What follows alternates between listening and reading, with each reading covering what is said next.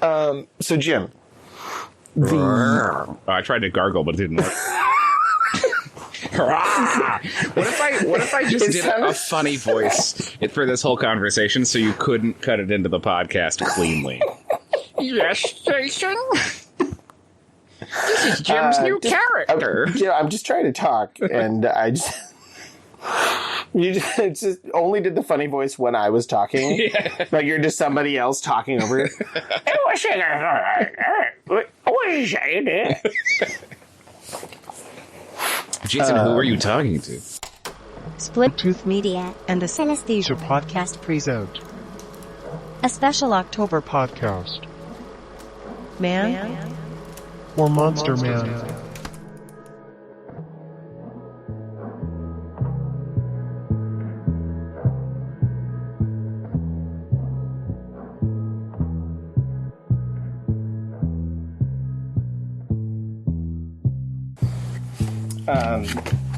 I'm going to tell this story as if I'm talking about the first time I ever really watched a Mario Bava movie. It's not true, but it's a better story if this is like the way I was introduced to him. Sure, so, yeah. So before I ever really saw any Bava movies, like I kind of knew who he was, but I remember I was watching Bear and Blood, and I had it on while I was doing other stuff. Sure. And so it got to a scene where they're discussing the Baron and calling him a sadist and a murderer. Yeah. But in the English dubbing, they pronounce sadist saddest. Yeah. Yeah. And so because I wasn't totally paying attention, I thought that the movie had just called someone the saddest murderer. And I looked up. What? What's happening? That's really delightful. And that was my introduction to Mario Bava. He is the saddest murderer. Which is... I don't know, he was pretty happy. He is pretty happy. That's... That whole he's happy-go-lucky. There, right? They're like, he's going to be brought back to be tortured, but he's... I mean, they, I guess, eventually figure that out. But mostly he's just brought back. Mostly he's not there to be tortured. He's there to do more I think murders. The idea is that you would only bring him back if you were prepared to hold him and torture him. Right. They weren't but they're anticipating the like, in the 70s, there'll be some bimbo horror movie stars that just play with dark forces. Like, that's, you know. The main dude in that movie is they're never totally bonkers. They're never betting on the 70s and the 80s, which is... Right. That's where that's it all the problem with apart. all those old courses. Old courses? Old hearses. Curses. Oh, boy. Can I just jump into... Can I just talk about a thing? Can you just talk about anything? Because I'm melting. I watched a bunch of these Bavies, and I was thinking about this particular... I mean, I thought about a bunch of stuff, but one of the things I was thinking about was the fact that Mario Bava made movies like Bay of Blood. Bay of Blood's a delightful example. There's a lot of fun stuff, I think, about Bay of Blood that was super interesting for me. But one of the things that he does in Bay of Blood is sort of, in the way that he is making movies, introduces the people who are at the end of the movie, our main characters, roughly halfway through the film. Like, the people who we end with don't show up until, I think, literally halfway through the movie. And you know, you're like, okay, here's where I'm on this ride, right? Which allows him to do things like in Bear and Blood. I don't know if I have to explain the movie. I'll just assume everyone has also watched Mario Bava movies. It's you know, there's like the curse of the guy and the ancient guy, and he's going to be brought back and he's going to do murders. And then halfway through the movie, a mysterious guy in a wheelchair shows up and buys the castle with the intent of renovating it exactly to how it was back when the evil guy lived there. And if that movie were made by, like, a Hollywood filmmaker, you'd be like, cool, I get it, that's Bear and Blood, right? But because it's Mario Bava and he's just making choices all the time and introducing weird randos, I was like, okay, new guy.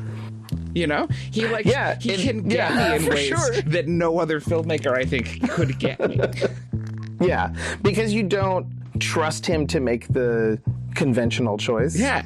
Like, you trust him to make the Mario Bava choice. Yes. You place yourself in his hands, but you can't trust him to make the choice that everybody else wants. Yeah, so when he makes a kind of rote decision, it catches you off You're like, guard. what? You're like, oh. Well, and it actually bemes a source of suspense. Yeah. Like, Yeah, you're like, oh, it's one of the only times where it actually gets me.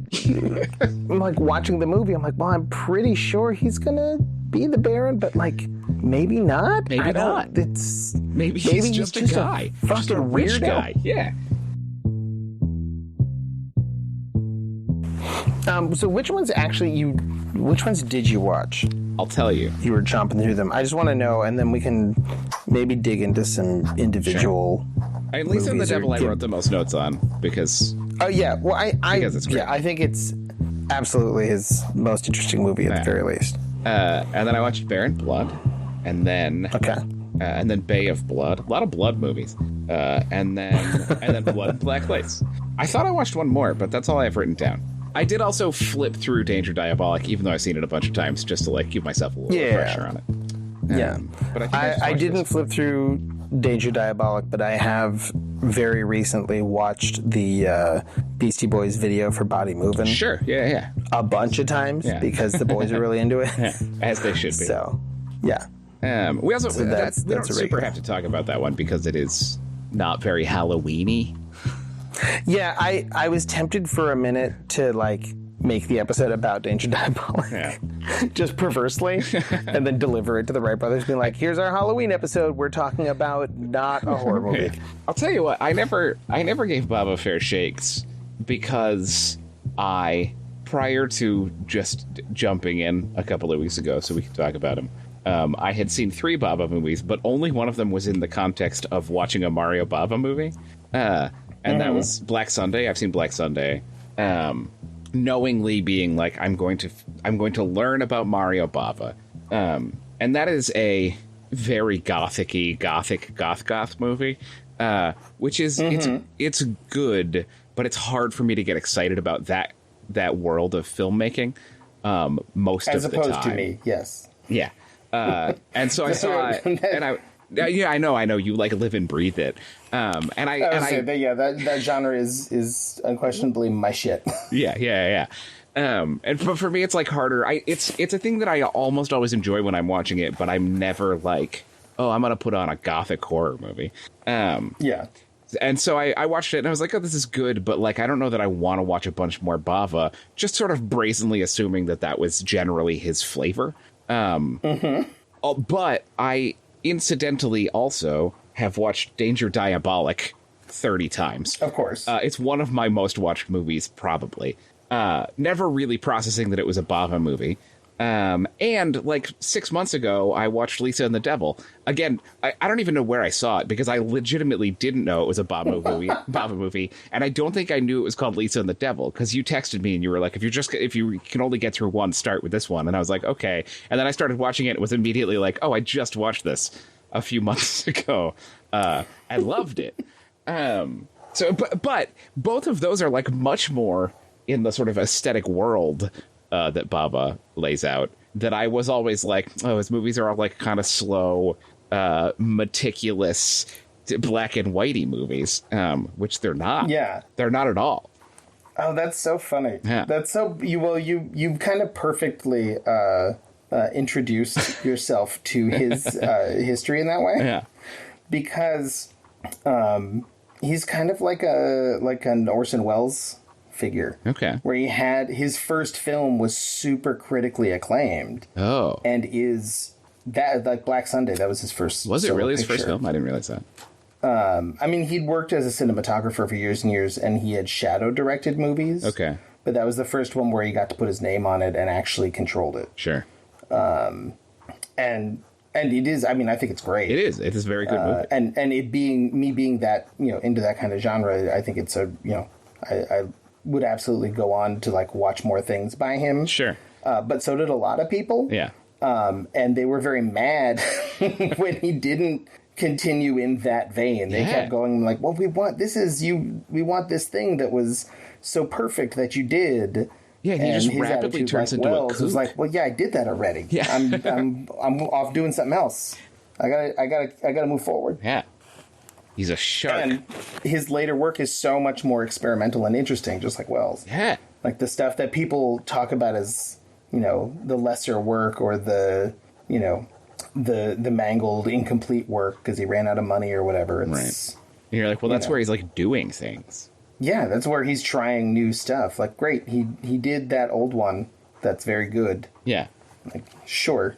But that's really interesting that you had that opinion of Bava, which is sort of, that was to the extent that there was one, I think that was the sort of settled mainstream opinion on him until he was rediscovered and revitalized by, I don't know, whatever generation of critics in the 80s or 90s. Sure. 30 seconds into watching Lisa and the Devil, I was just struck by urgency. Yeah. Like, I have to text Jim right now so that if he is making any, like, plans of how to see these movies or getting them or making any choices, he knows that he must prioritize Lisa and the Devil. Yeah. Which is amazing that you had just seen it but didn't know. Do you know, when you watched it, was there an exorcism in it? I don't remember an exorcism. I remember being exactly the same. Okay. Does it film change sometimes? It does. When it was released in the U.S., of course, they made Bava come in and shoot.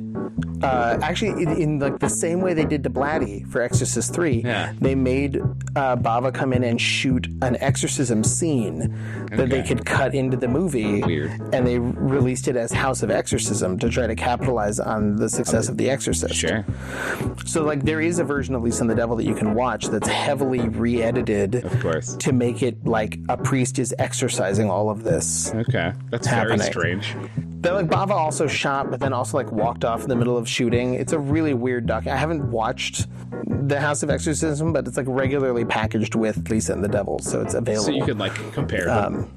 Yeah, that's funny. So like at some point I'd like to do that, but I was just wondering if like maybe you watched that version. Here's what I think. But this is not interesting for anyone but me and maybe you. I think I saw it on my TV. I have like like TV, but it's not actually. It's like just a bunch of digital channels, and I think I must have seen it on one of those. Because I definitely saw the whole movie. Because I literally just after, when the fresco popped up, I was like, oh, I've seen this before. And I remembered everything about, like, him carrying the mannequins around and stuff. And I definitely stayed through the end of the movie. So I think I saw the whole thing. But it was in a place where I didn't choose to watch it. I put something on, and it was happenstantially there, I think. Got it. Because I wasn't like, you know what I'm going to do today? Watch Lisa and the Devil. I was just like, let me have some colors in front of my face. And then as you did when you texted me, within whatever, I was probably going to like be doing stuff and watch it. And I started it and I was like, oh, I'm stuck now. I am fixated on this thing. And I can't leave until it's over. Yeah. Which it was the same experience I had the first time I watched it, because I put it on like I did with Baron Blood, where it's like, well, this will be a fun thing to have on. Yeah. You know, and I'll be sort of paying attention. And then, that got drawn into that. But Lisa and the Devil, within minutes, you're just like, I'm not doing anything else. Right. It's like also, you're brought in by the fresco and by Telly Savalas, but then by the time you're brought there, well, because also you know as a human being that it's Telly Savalas before you know Telly Savalas is in the movie. Oh yeah, which is delightful. I think I texted you during the opening credits. Oh sure, where it's like a Telly Savalas in a cutout of a playing card with like a red velvet. Like, I think that's when I was like, oh right, that's what this movie is. Because then by the time you're in it, the structure of the scenes are so strange. Yes. Like, it's a cliche to call things Lynchian, but if this wasn't a major influence on David Lynch, I will eat a whole bed. Like, yeah, absolutely. The dreamy loopiness, I mean, of the whole movie, but also the first, between when you meet Telly Savalas and then when you meet him again. Yes, everything that happens segment is, I mean, it is Mulholland Drive. The whole movie Mulholland Drive happens in that section. It does. You know? Yeah, it's Ilke Summers. Yeah. I'm sure I don't know how to say that name. I'm not going to help. Yeah. playing Lisa, just wandering around. I guess they're in. I didn't even check to see where it was shot, but some Italian city guessing, that's constantly shifting. Well, I guess it's Italy because I know Baron Blood was unusual for being shot out of Italy. Okay. And originally Bava turned it down because he didn't want to leave Italy. I think the way he turned it down, he sent back a note being like, solamente in Italia. Like, only in Italy, baby. But yeah, he didn't want to travel. So I'm sure that Lisa and the Devil is shot in Italy. And so then Telly Savalas is walking along with his dummy. Yeah. And I guess gives her directions, and then she meets a man who thinks that she's somebody else. Yeah, he calls her and accidentally Eleanor. pushes. And then she throws him down the stairs, right? Yeah. And he dies, question mark? Which, I mean, that, again, a realistic depiction of, like, a female tourist in Italy. Sure. And, like, what you have to do. Yeah.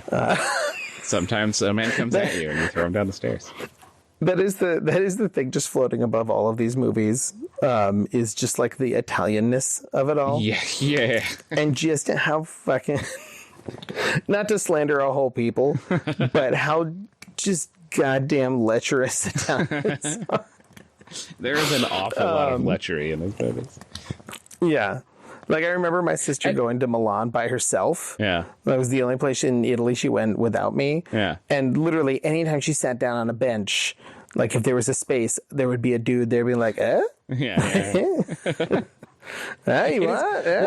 Right, because in these movies, sometimes it's like there's, like, bad dudes who are being lecherous, but also all of the dudes who aren't the bad dudes are also being lecherous. It's just a baseline. It's like the male Italian mode towards women. Yeah. I was watching. I put concerts on for the boys in the morning. Sure. Because it's the thing that, like, they'll enjoy enough to eat their breakfast. Sure. While I'm making their lunch, but they won't get so demanding and absorbed in it that they won't then go brush their teeth. Sure. So it's like it's the medium I found, but one of Gus's favorite bands is the Talking Heads, so I found Talking Heads concerts, and one of the ones I found was from Italian television. Okay. And there's this one segment in it where Tina Weymouth, when she comes on stage, she's wearing like a black leather jacket over a white dress, and the dress is slit like down the leg. Sure. And there's this one segment where she's playing like a great bass line, and the fucking Italian TV camera just zooms in on her legs and stays there for like a minute. And every time I see it, I'm like, fucking Italians. God damn it. It's like there's a whole concert going on, and you're literally just trying to put your camera up in a Weymouth's skirt. Yeah. So it's like that sense. I'm sorry if it's offensive, but it's fucking true. And especially fucking true in the 1960s and 70s. For sure. So it's just hanging over all of these films. But yeah, so she meets a man who thinks that she's another person, and when he tries to embrace her, she pushes him and he falls downstairs and then maybe dies, but we're not sure. We kind of leave before we know, we haven't yet said that he looks exactly like the dummy that Telly Savalas was buying, right. Which is maybe the most important thing. Right. There's a lot that goes on. Yeah. So then I don't even remember. She like runs into alleys and is immediately or almost immediately picked up by this couple, right? There's like a wealthy couple. But it's in a not fancy immediate because car. it's at night, and when she's Immediate running around, it's like I think she runs out of that sequence like she's and been into running the around in nighttime. these. Yeah, Yeah. That's what I remember. But then I'm trying. That's what it feels But you're like. like, I'm surely missing there must have something, been but I think it's what something. happens. But I don't think. I think we're missing. Yeah. I think we're all missing the same thing. You, me, and Lisa. So that she ends up in a car with this wealthy couple where the husband is being cuckolded by the driver. Mm-hmm. And it's like this very uncomfortable, tense situation where their car had already broken down once. Yes. And then they drive off into the mist, and then it breaks down again in the middle of nowhere at a mysterious castle. And then who opens the door but Telly Savalas? Of course. and we're off to the races. Yeah. And then like there's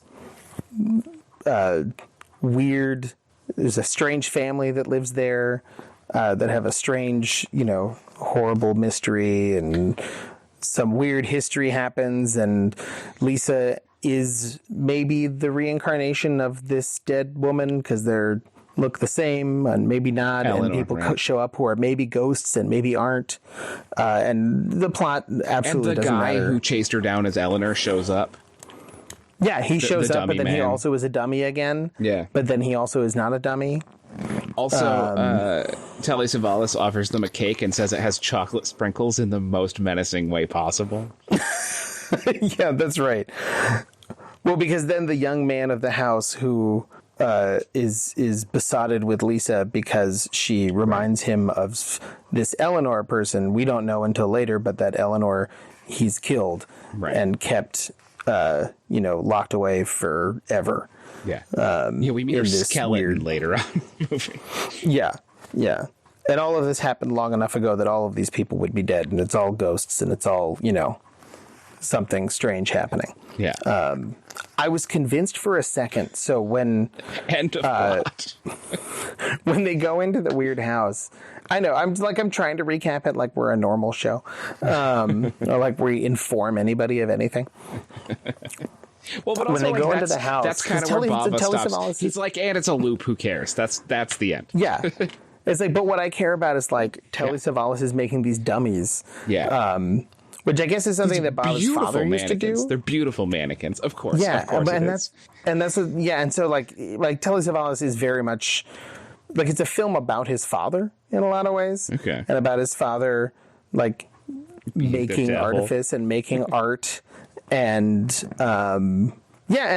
being the devil, but being this incredibly attractive devil you always want to watch, and is the most interesting person in the world in the room, and is in control of everything. So, it has the sort of standard Freudian read to it, which is interesting as far as it goes, but it's interesting to me only in so much as it moved Bava, like it serves as the floor from which Bava is then creating this work that we got to see, right? Like that's maybe the baseline reasoning, or the baseline like compulsion is like to make something that reminds him of his father or deals with ideas or feelings that he has about his father. But then we get, again, Telly Savalas making beautiful mannequins and just delivering I don't know, one of the best performances I've ever seen from an actor who I already love. Yeah.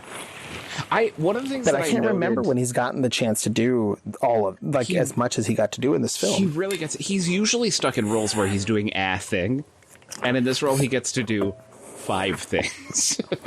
Yeah.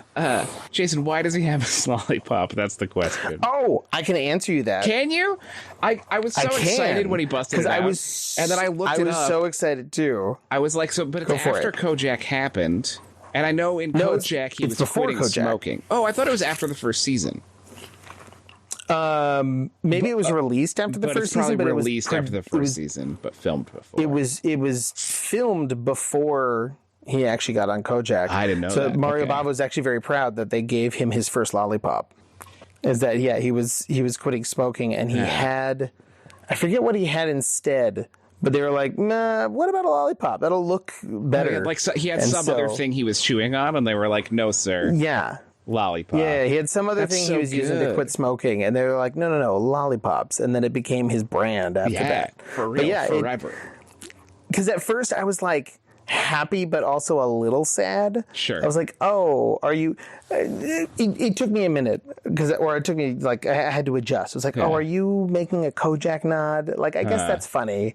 And sure, like, go for it. I'm sure, like, it would... But no, it was just an aesthetic flourish. Yeah. It made me so much happier to learn that it was a genuine aesthetic flourish between the two of them that he then took and imprinted upon the rest of culture. Well, I didn't even read it as a Kojak nod. I just read it as like, oh, Telly Savalas really liked lollipops.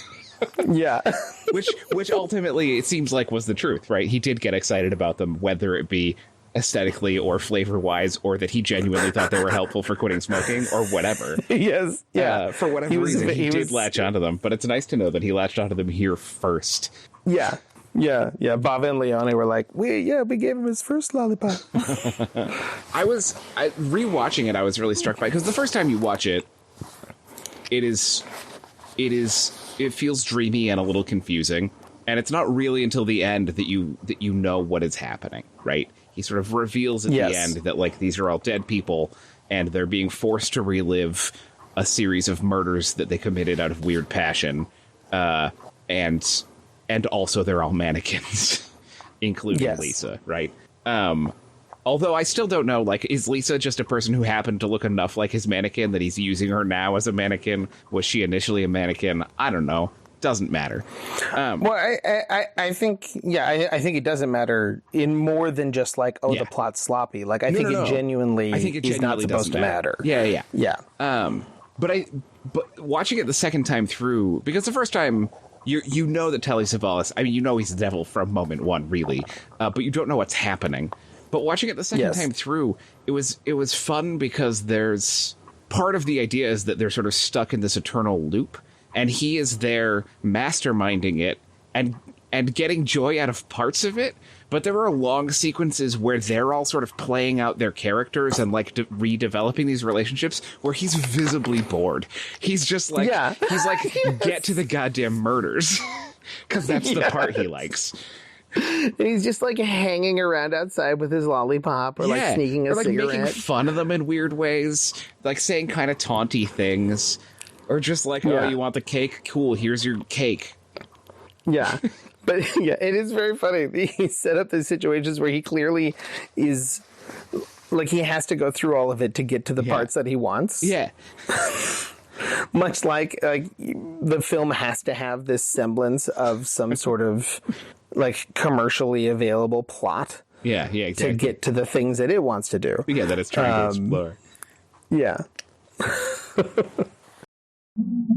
I've taken to calling these Bava films, at least the ones that I've watched recently and the ones that I like the most, sort of neo-gothic horror. Okay. Which is, I think, a little bit different from...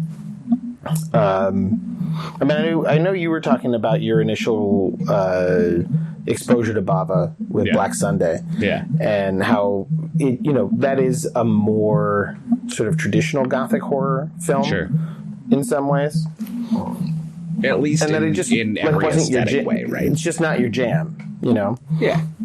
I mean, it being in black and white does it a lot, and I like them. It's just not. Right. It's something about the slowness of that sort of Gothic style. There's like an arcane slowness and like a sort of pomposity to the way all of the characters exist that I like enjoy when I'm watching it, but I never seek it out. Yeah, and I enjoy and do seek it out, but I was trying to think about what made.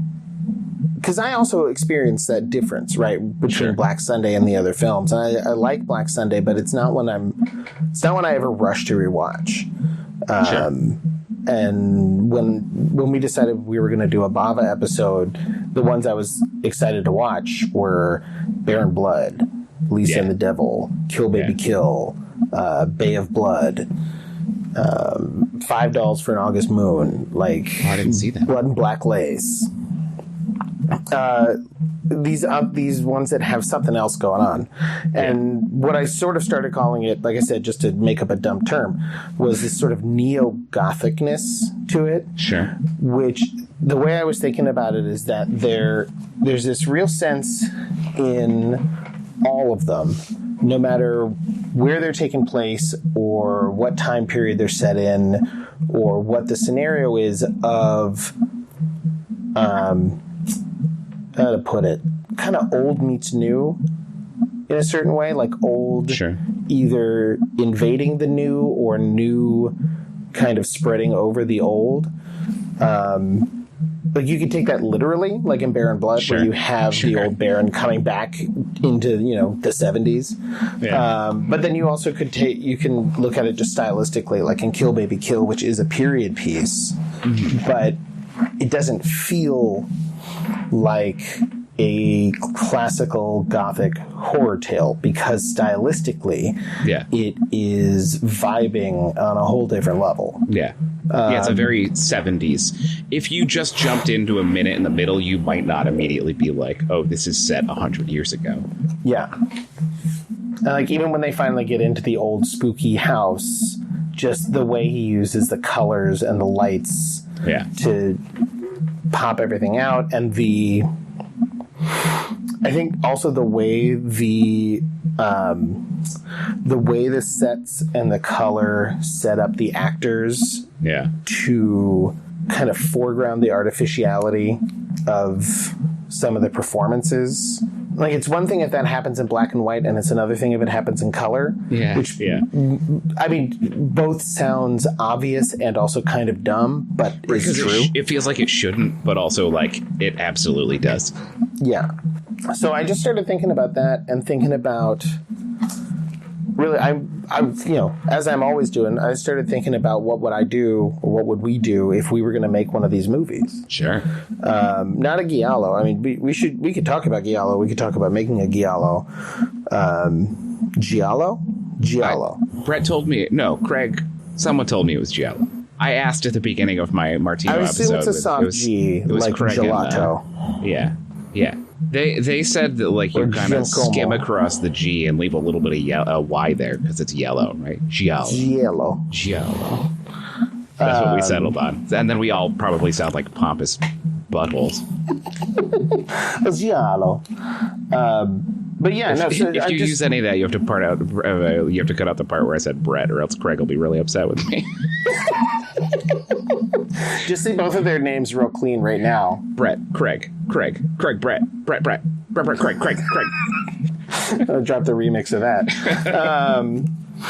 So yeah, I don't know. I wrote down a bunch of notes because I was just, like I said, washing dishes, so my mind was wandering, and I started thinking of all these different things that were interesting to me or worth salvaging for me for some other project. And I started thinking about how we could, I guess this is my challenge to you to join me in. Could we devise a film that merges as many different tropes as possible from this thing I'm calling neo-Gothic?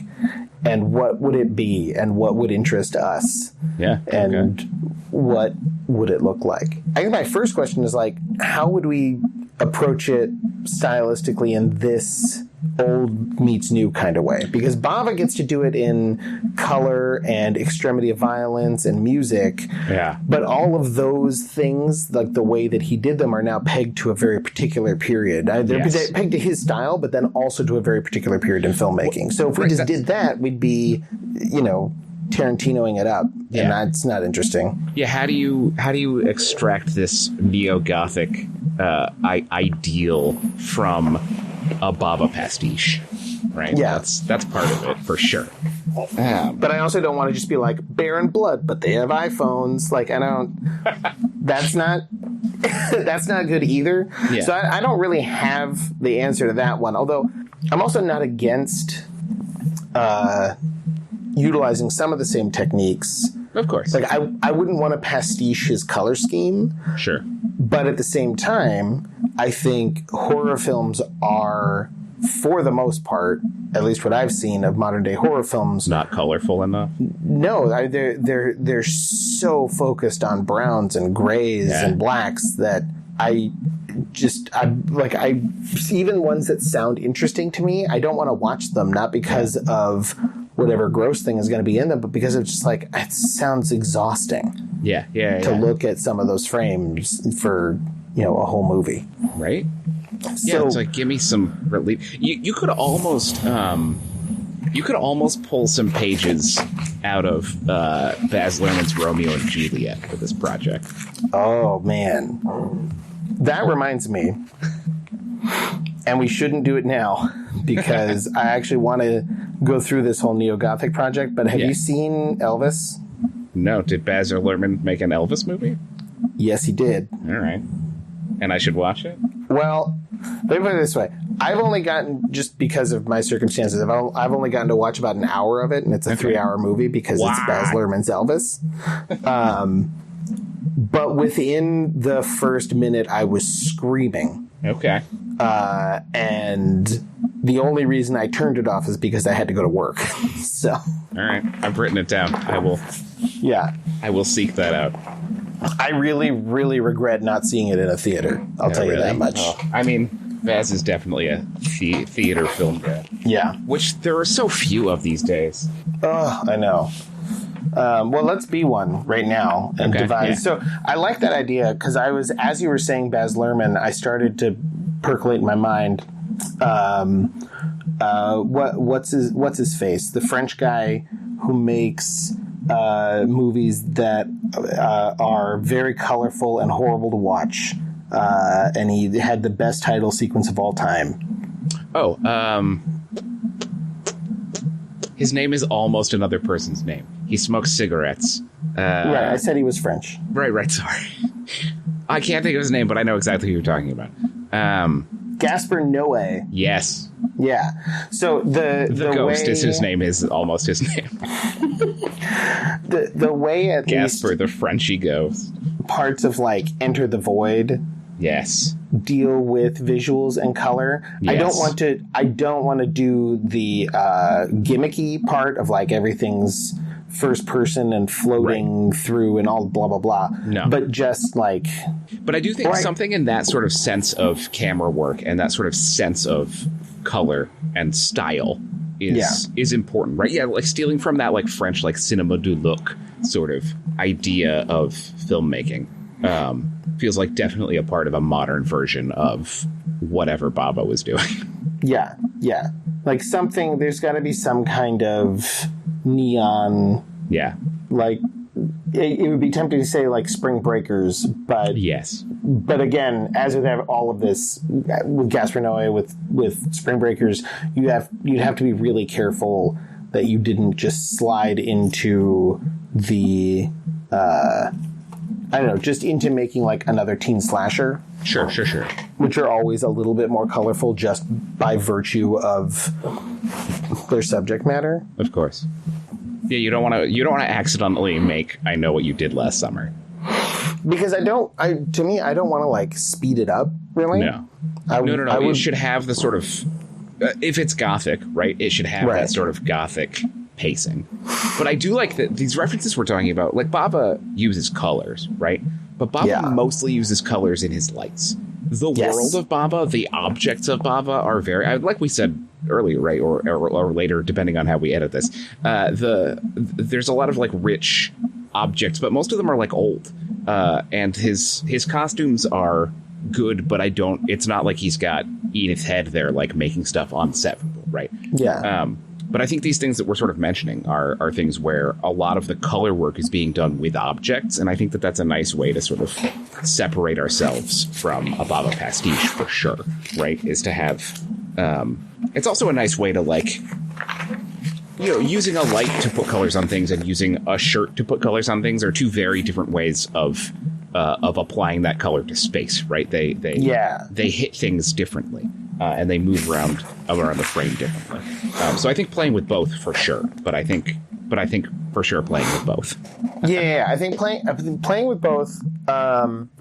Maybe really paying attention to what I would be interested. This is something that I'm not technically minded enough to know enough about. Mm-hmm. But I imagine that technologically speaking, we would have access to more, I don't know, for want of a better term, color technology.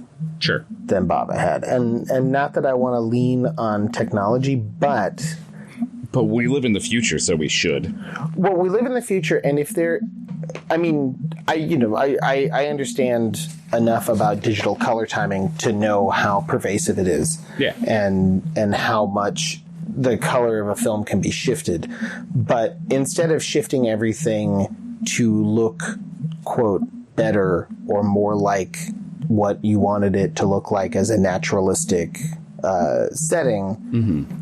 I guess what I'm curious about is, are there color strategies that we would have access to technologically that would be weird enough to feel strange while not necessarily being so in your face that it's like, look, we, put a digital smear on this canvas. Sure.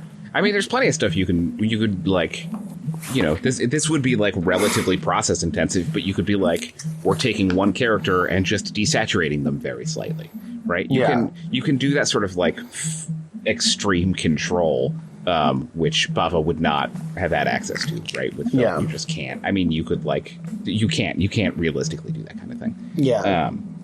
I mean, and I wouldn't want to do it just to do it, obviously, sure. but just trying to think about what strategies would we have at our fingertips for that stylistic statement, the Neo part. You know? Here's, I know I'm always pitching formalistic inanities for horror films, but I love the idea of doing something like, and I've pitched very similar ideas to this to you before, but something like if we have a budget for this movie. It's imaginary. Who cares? If we shoot the movie on 35 millimeter, we could separately shoot the villainous character on a high quality digital cinema camera in front of green screens and comp them in, right? Yes. But we could light it really nicely so that it's really hard to tell that they're shot digitally and everything else is shot on film, and that they're not in the same space, right? Yeah. You could do something like that where it's like... But they would feel like they're not moving in time with... Yeah. Yeah. No, I would love to do something like that. I remember some of the previous ideas you pitched like that. It makes me think, I got semi-obsessed with... have you ever seen the video for Primus's song Winona's Big Brown Beaver? Oh, yeah. Okay. I'd never seen it before recently, when it just like came up on YouTube because it was labeled a kid's song. Sure.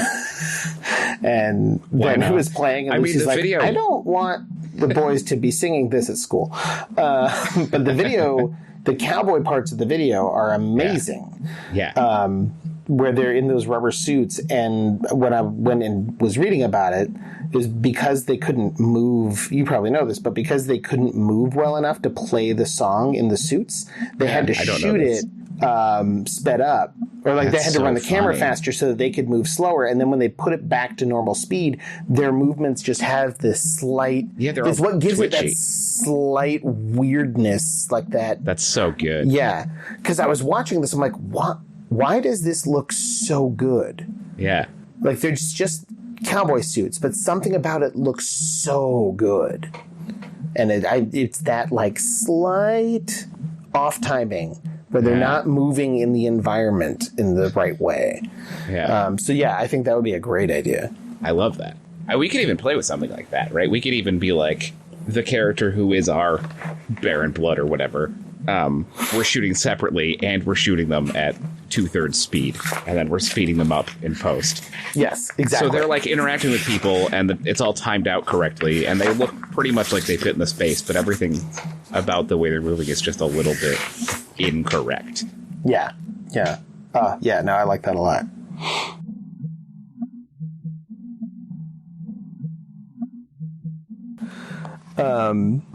One of just a really beautiful moment. There's a lot of really beautiful moments, but one of the ones that I wrote down is where they send the guy who drives the car out to try to fix the car a couple of times.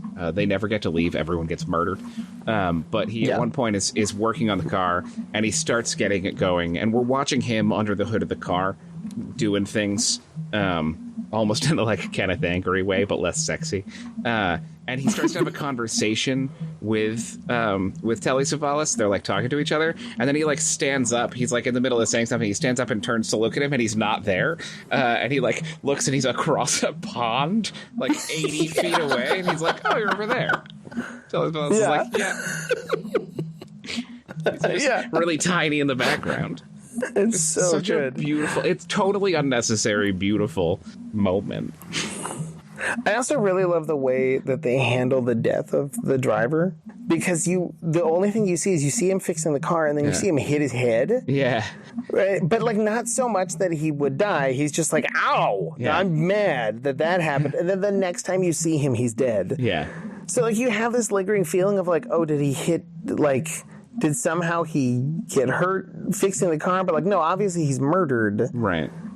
But it's like the driver getting killed in The Big Sleep, where even Raymond Chandler, when he was pressed on it, he was like, I don't know. I don't know who killed him.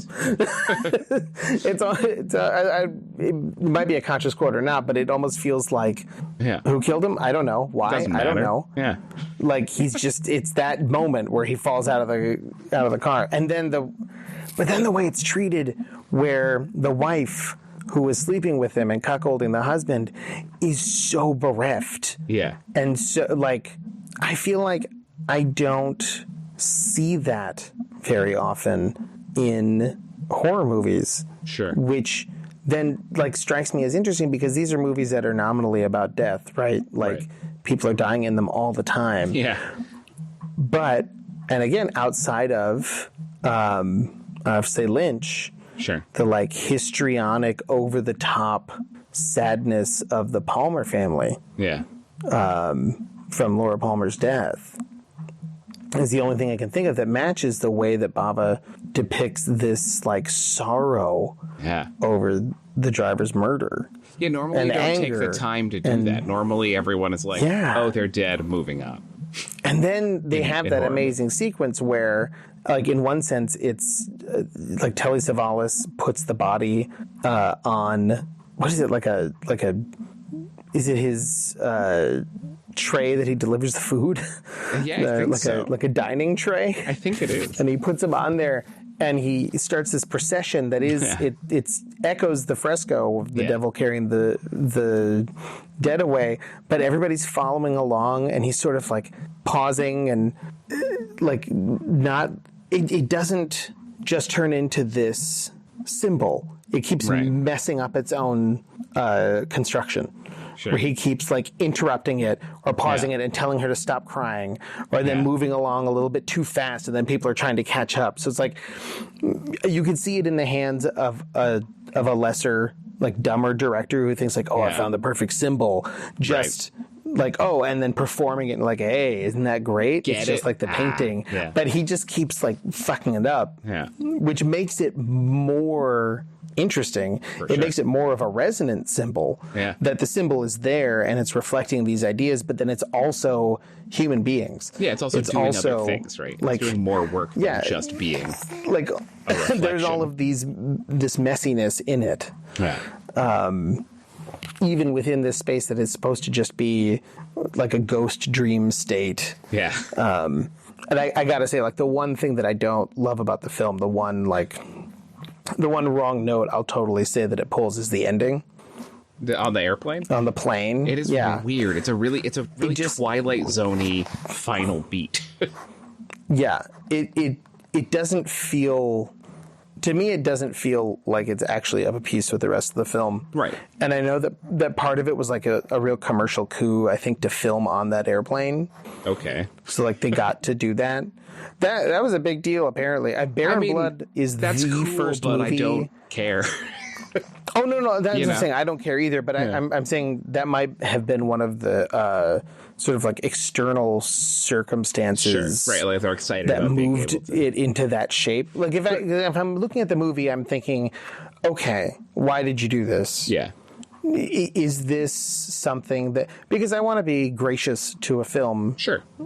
Always. But especially if it's by somebody who I've decided is an artist who's worth my time. Sure. And so if something happens that strikes me wrong... Right. You're like I'll file away my judgment. Wrong? But am I wrong? That's my... Like, I always want to just check. I was like, is there something here that I'm not getting? Right. But it does feel like... It does feel just like an extraneous ending that maybe had more to do with getting to shoot on that luxury airliner than anything else. Because the film, as a work, to me, it beautifully ends when she leaves that ruin. Yes. And you can't tell if she's a person or a ghost. Yeah. Like, there's people around her, and maybe they see her, maybe they don't. Yeah. You don't know if she's actually, like, recovered from, like, a person who's gone through this experience and she's escaped. Right. Or if she really is just a piece of it that's sort of wandered free. Yeah. And then the whole airplane thing is, totally extraneous. It's very strange,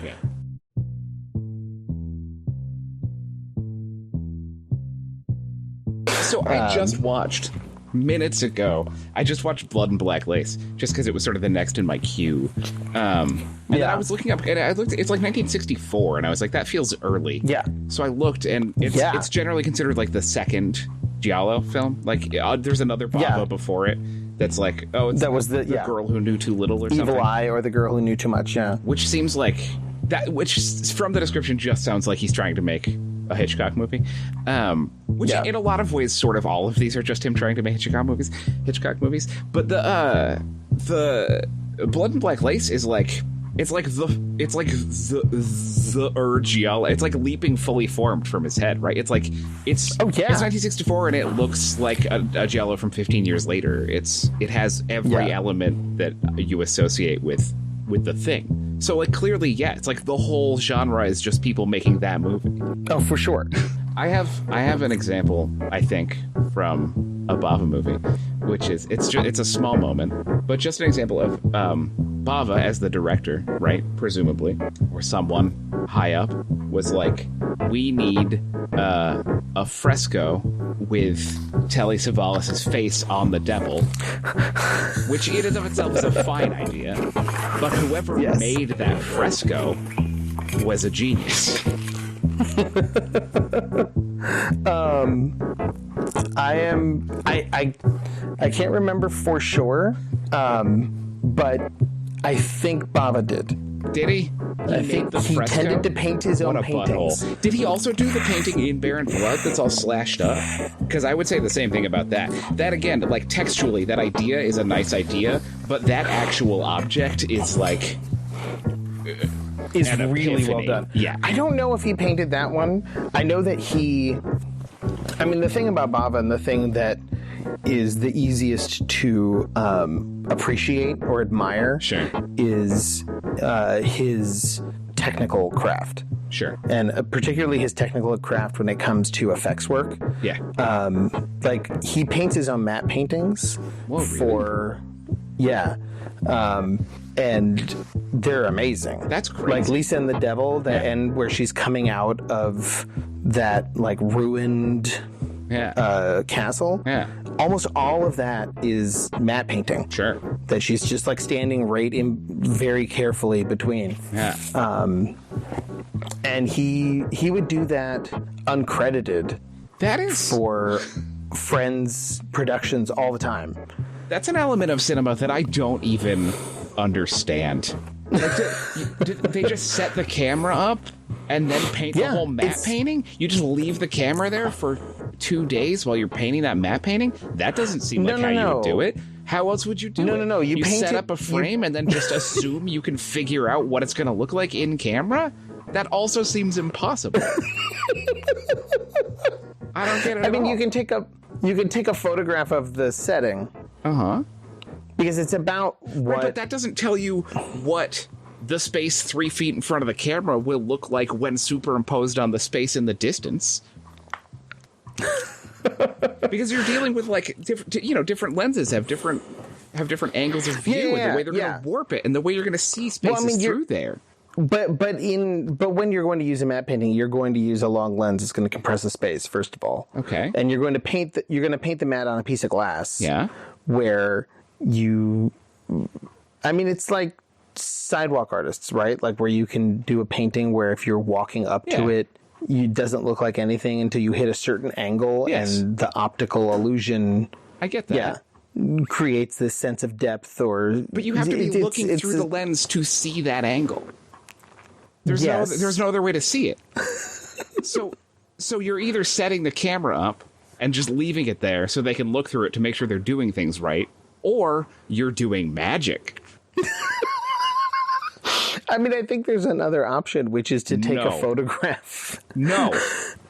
With a similar lens, or to be different experienced thing with enough a similar to know. Lens. Like, sure. Yes, you're going to. I think that's also, what it you're is, going to look through the camera with. It's knowing enough, but like if you look through the camera with the lens on, and you see what you're looking at, you can take a photograph and then you can be painting a matte. But obviously, it's done poorly. Like, people Sure. do it poorly. You have to have some element of magic to do it right, Yeah. and Bava did it better than anybody. That's crazy. So, yeah. Like, I mean, and even, I don't know why I'm arguing against you, because even the people who worked with him on it would talk about it, and they're like, I don't know how that, like, once he took 3 days off and made the painting, Yeah. and then it fit exactly the way that he thought it would. Yeah. You know? I don't So, understand. yes, there is something magical and special to that. I wish that was a thing they still taught. I wish that was, but like everyone who was good at it is dead because we don't care anymore. I mean, we do it digitally. Yeah. Now it's a thing people do digitally, but I wish that we still had. I wish I could go to like effects school in 1974. Well, I feel like actually schools are what killed it, right? Like the film Sure. school Sure. is what actually destroyed it, because instead of just learning from the practitioners on the sets, Yeah. you have people going to film school to learn how to make films. Right. And then going off and thinking that they know how, as opposed to like working up with people who actually have done it. Yeah. You know, and Bava, like, again, giving Tim Lucas a lot of credit. There's a reason why his book has so much of Bava's family history in it, because his father was a cinematographer since Oh, I didn't know that. the beginning of film. Okay. And was involved in every aspect of filmmaking since the beginning of film. So, like, the Bava family really is, like, you can they're look at the still whole around, history of right? film through them. That's Yeah, so yeah, ridiculous. Lamberto's still running around, and Roy. Is there a, Roy is there a fourth Bava. gen? I didn't know Roy. Yeah. Lamberto's son has a Italian-sounding name, but he goes by Roy, which I find so funny. That's Roy very good. Bava. But yeah, I mean, you can use them as a lens to look at the entirety of film history. Sure. So, and he brings that history to bear when he makes films, right? Like, sometimes he's literally bringing in like cameras his father used in 1916 that Sure. everybody's like, what are these things? They're huge, but they get a certain kind of shot that you can't get on the other camera. He did that on Inferno, actually, Oh, really? for Argento. He did a bunch of effects work on that. And depending on some sources, when Argento was fucking out of his mind on back medication because he hurt his back, Bava took over and like directed some scenes. But That's funny. I actually reminded me that I wanted to ask you, I feel like it's perfect. To me, I feel, having just sort of immersed myself in Bava again, Yeah. I feel like Argento is always just like lurking around the corner Yeah. Yes. and kind of challenging me of like, I know you respect Mario, Yeah. but you like me better, don't you? Yeah. And sometimes I want to say no, Right. but when it comes to the films that I really love, I think it's appropriate that Mario Bava worked on Inferno. Sure. And did a bunch of stuff with Dario, because that to me is a pinnacle of a certain kind of filmmaking. Yeah, I think. And you can credit it to Dario Argento, but Bava's right there too. I think that there's a reason that, like we said earlier, right? It's like it seems like the genre explodes out of the forehead of Blood and Black Lace, right? Like everything is there. Yeah. But it's not a genre that people begin to care about until Argento shows up. You know? Right. And I think there are reasons for that. I do think that he is very much working within the world that Mario Bava built, right? Like they have similar ideas, they have similar aesthetic ideals, they have similar conceptual ideas. Although Bava, it seems like, I watched several, but not all of his movies. Obviously, there's a million of them. It feels like a lot of his are. They're either more in that sort of classic, like, it's about crime motif, or there's some mysticality, but it's like a touch of mysticality. And Dario obviously like spends a lot of time all the way down that hallway, right? Like knocking on the last couple doors, being like, it's immortal witches. Everyone's confused. You have to read a book, and then the book is from the past, and then your brain is full of spiders, right? He like definitely goes further in that direction. But in every other way, he's very much sort of trading in Bava's world. Well, it's interesting because originally the dichotomy was the opposite way. Oh, really? Because when Argento hit, with what was the first one? The bird with the crystal plumage. Sure. He was making crime thrillers. He was like they were giallos, where like Blood and Black Lace, where there is like people killing people and there's a mystery involved. But what Argento had was this incredible aesthetic sense that I've talked about and written about before. This overall infusing every space and every structure with this unease, this feeling of terror. Yes, that I think is very much. I think it's very much a part of how Dario Argento like just feels about life. Yeah. But he was absolutely, as you said, he's working in the world that Bava created. Yeah. But Bava had moved on from, once he did Blood and Black Lace, he moved on to do a bunch of more overtly supernatural interesting thrillers like Kill Baby Kill and Baron Blood, and like Bay of Blood was an outlier. Oh, okay. Really, because I'm looking at the ones I watched. Like Lisa and the Devil, I guess is supernatural, but like not in the same sticky way that Argento movies are.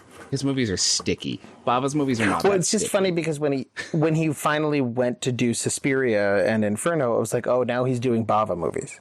Like that was considered a move because those aren't giallos, right? And that was actually, it's like, oh, he's moving away from the giallo thriller and he's doing his supernatural movies, which he doesn't usually do. What I find interesting is the way those supernatural movies point towards the way that he approaches his thrillers, like Tenebrae, which comes right after Suspiria and Inferno, is not actually supernatural. Right. There's nothing about the plot. It feels like it is. But to me, it feels like it is the third film in that trilogy. Yeah. Like everything feels unworldly and strange in a way that the supernatural elements of the plot just highlight. Right. Or like emphasize in important ways in his other films. Feel like they're happening in like an eldritch world, regardless of if we're engaging with that. It feels like his movies were all made by a prey animal.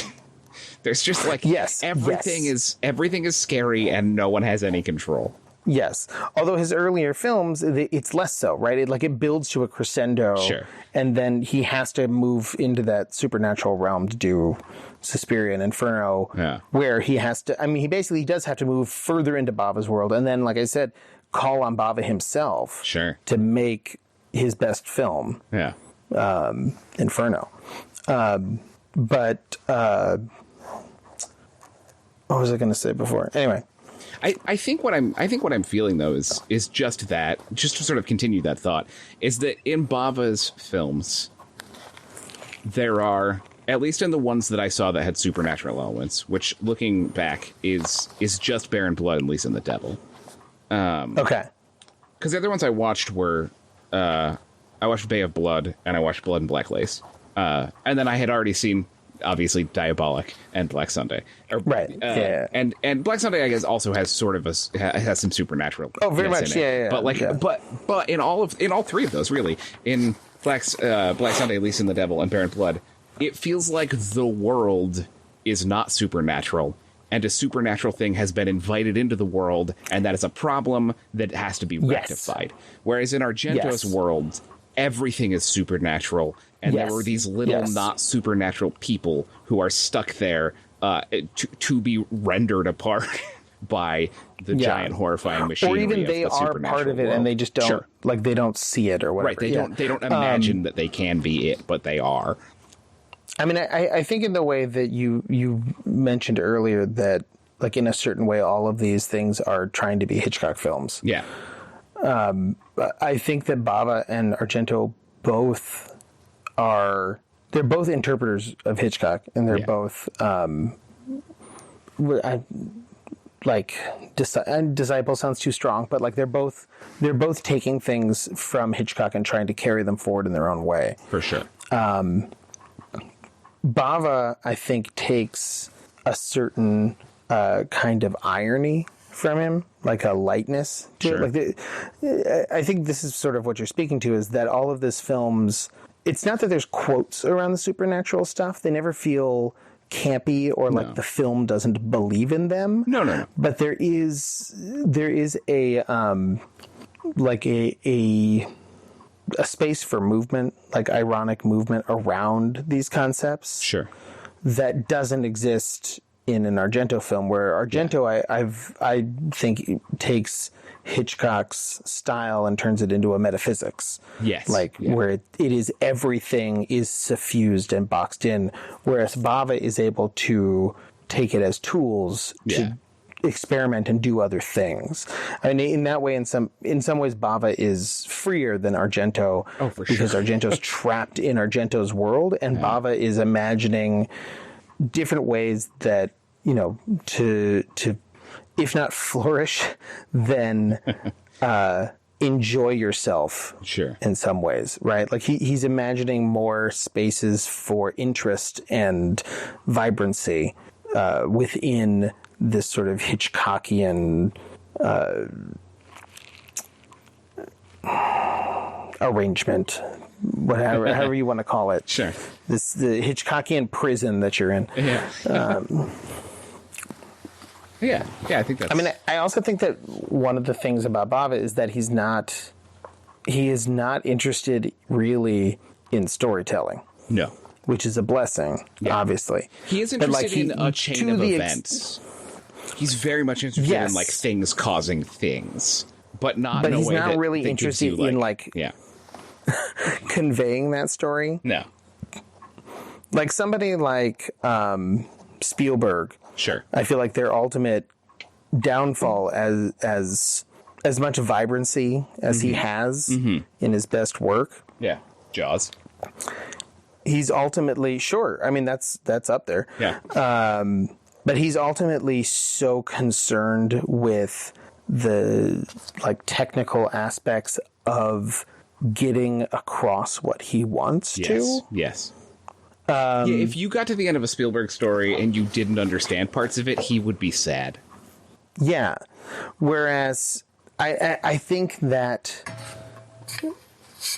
like maybe there is someday a magical person who can do all of it at once. But at this point, I think that when you are that focused on communication, you only have so much bandwidth. Of course. And it takes away from exploring and doing things that you are interested in doing. Sure. Right. So like Spielberg's vibrancy as a filmmaker gets blunted by the fact that he is obsessive about telling a story, communicating. It limits his imagination. It limits his ability to just explore what would make, you know, what would be interesting to him aesthetically. Whereas Bava is somebody on the opposite end. He's more, once there's like an idea, he's more or less freed from, you know, needing to wrap that story up. Yeah. He like has a story and he's putting it in there. But that's not what the movie's about. Yeah. That's not why we're all showing up. When he enters that pantheon of people, you know, artists who care about what they care about so much and then don't care about anything that isn't that. Yeah, exactly.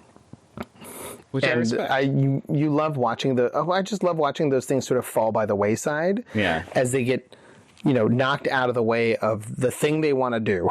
Yeah, you could watch other elements kind of crumble. Yeah. And like I feel like as a viewer you can get hung up on those elements. Sure. And like get stuck in the detritus and be like, oh no, I'm trying to figure out what the story is and you're not letting me. But if you can just kind of let it wash away, then you can get to what's important. Well, yeah, because if you're getting stuck up in a thing that the movie isn't dealing with, then you're watching it wrong, right? Yeah, it's you should try again later. Go watch a Ron Howard movie. You know, do some jumping jacks, and then come back and give it another swing. Yeah, exactly. So for neo-Gothic, one of the things I was thinking about is, I guess one of the central qualities of this kind of film. We need a castle. Well, that's actually what I was going to say. Is that even if it's not a castle, there has to be some relationship to history. Sure. Right? Whether it's Or like an old ancestral amulet, or like a a bloodline. Yeah, like it could be ancestral family history. It could be literally like old spaces. It can be a town with a legend, or it could just be old knowledge. I'm always a sucker for old knowledge, forbidden knowledge, weird knowledge. Sure. But one of the things I really liked on this rewatch of Bear and Blood, well, it's sort of a bunch of things, but all connected to this idea. First of all, they bring the Baron back because they have these parchments with these old incantations on them, right? Yeah. And there's not a lot of what's the word I'm looking for? There's not a lot of Artifact? No. Like, it's very casually presented. In the movie. Yeah. Like in the movie. Yeah, he's just like, I have these they were my grandfather's. There's not a lot of ceremony. There's not a lot of nonsense about it. They're just like, here they are. Yeah. Let's go try them. Like, that'll be spooky. And I don't know. That's a thing that I like of people who are attracted to this weird old knowledge, but they don't respect it enough to believe in it. Yeah. So they tread on it and it goes badly. Mm-hmm. But I also love that the first time they do it, they get spooked and they say the spell that puts him back. Yeah. And it's like, if the movie ended there, it's like, okay, great. We got spooked. We brought the Baron back, but then we sent him back. It's fine. But then they just can't leave it alone because they're so interested in it. Yeah. And because they felt like something happened. Yeah. And so they're starting to maybe believe in it a little bit, but they're still not respecting it who enough. Knows what happened. Yeah. Especially Peter is like, oh, this is fun. He's a real maniac. Yeah. So I really liked that aspect of it.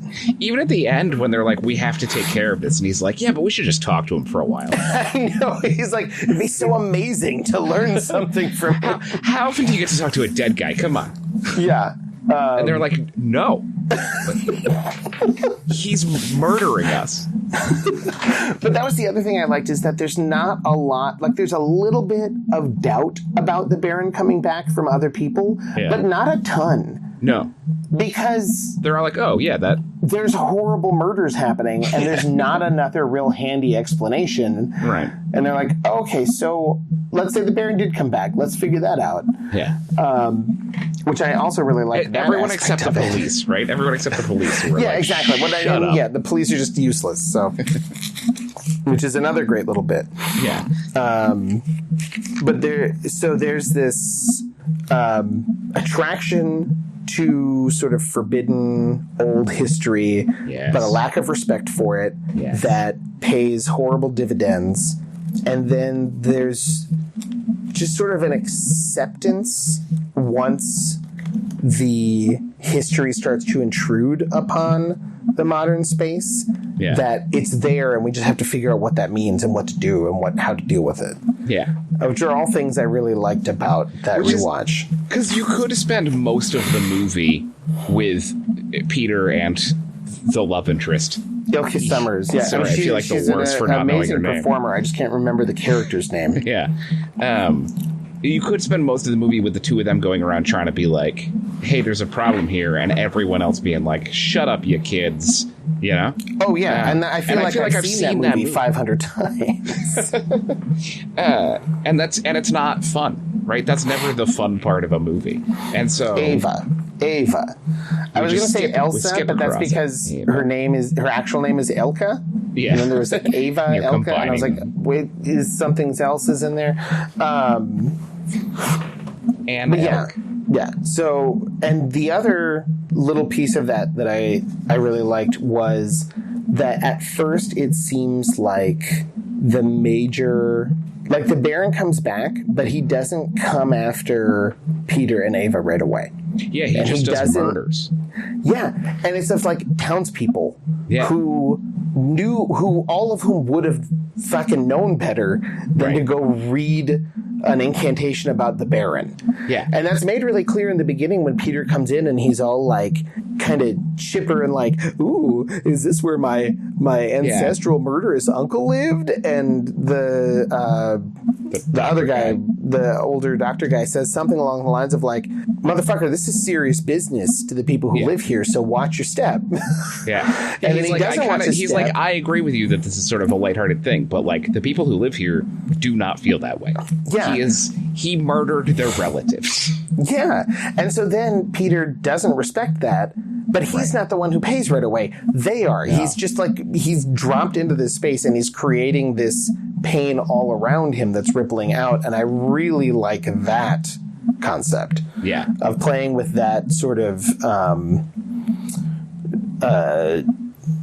it's like having to pay for your hubris, but initially it's not.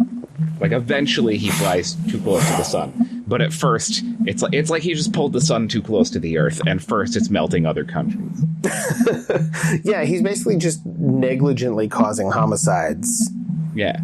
You know, he's driving home and he doesn't know what that was under his tires, and he's not stopping to look, right? In a world where things like this could happen, he could be taken to court for manslaughter. Absolutely. Right? It is his doing that a murderous monster was brought into being. Yeah. So I feel like the fact that there's so many things that we like about the way the Peter character is utilized in Baron Blood. Yeah. I feel like that answers my next question to you, but I was trying to divide this up into like a who, what, where, when kind of situation to figure out our scenario. Yeah. And the who question is essentially who would we want, or what kind of a person would we want as the main character or characters? And I jotted down real quick just to sort of like the array of characters that we have, and because they all are cliches or tropes, right? They're things that I've seen in many, many other films. There's in Baron Blood, there's somebody returning to an estranged, homeland, like coming back to a home he never knew. Mm-hmm. And so he's a stranger in a land that's supposed to be for him, but it's not. And that sort of creates the tension.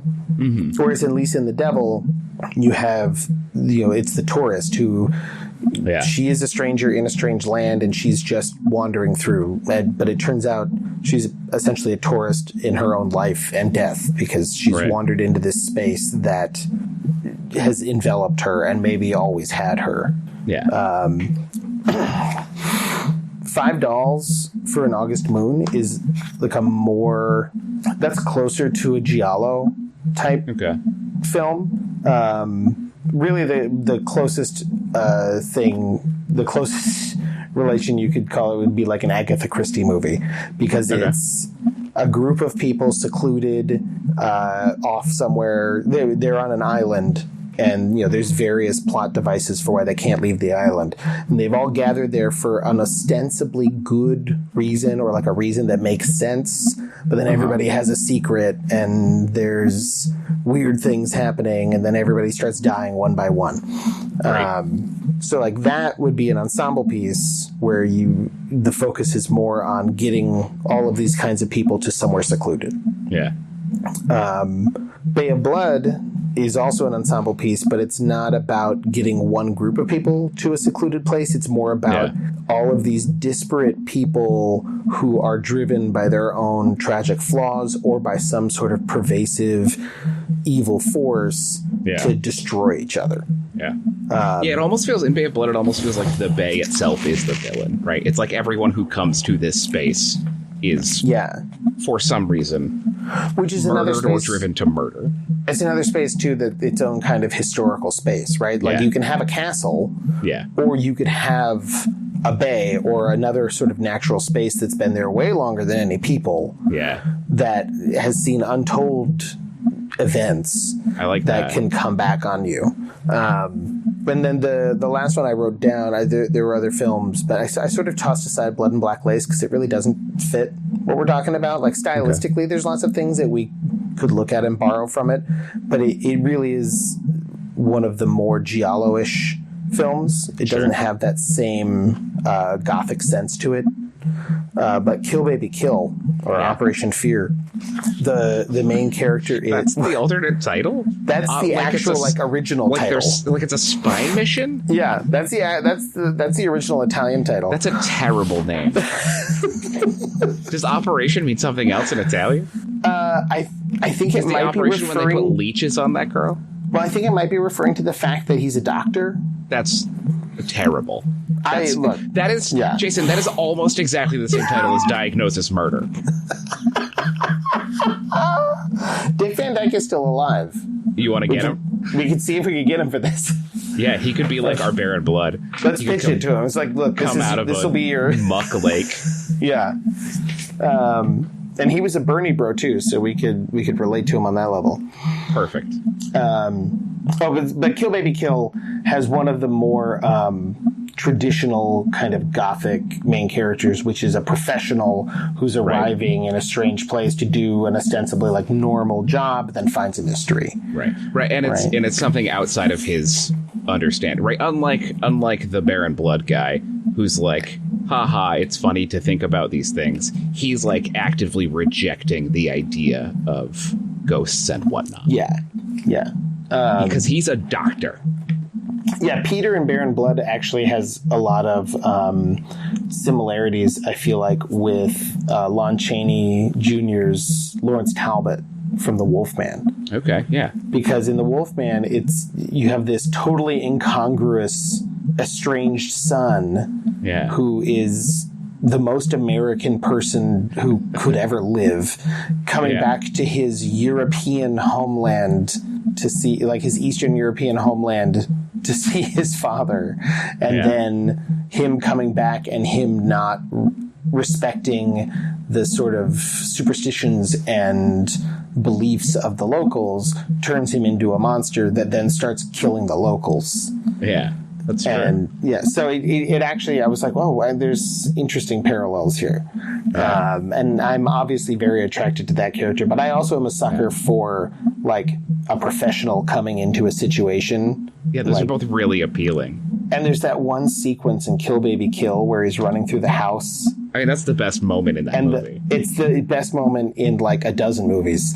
Like any given dozen movies, that'll still be the best moment, where he's just running through a room and it's so perfectly shot and cut for him to run through the door and come right back into the same room. And then he starts running so fast that he starts catching up to himself before he leaves the room. It's so good. Oh my God. And that kind of thing would be important to me, thematically or mood-wise. Like, some sort of scenes that bend reality, but in a way that isn't too blatant, right? Like, like it would be one thing if, like, oh no, the room starts to CGI melt and it's all switching around because reality is different. But this is literally just, you cut from him leaving a room to him coming back into the same room. Like, simple technology, simple performance, and it melts your brain. Yeah.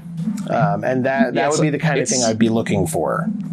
It's also a specific subversion of cinematic language, which on like a metatextual angle appeals to me also, right? Like, melting a room with CGI is just using a tool that's okay.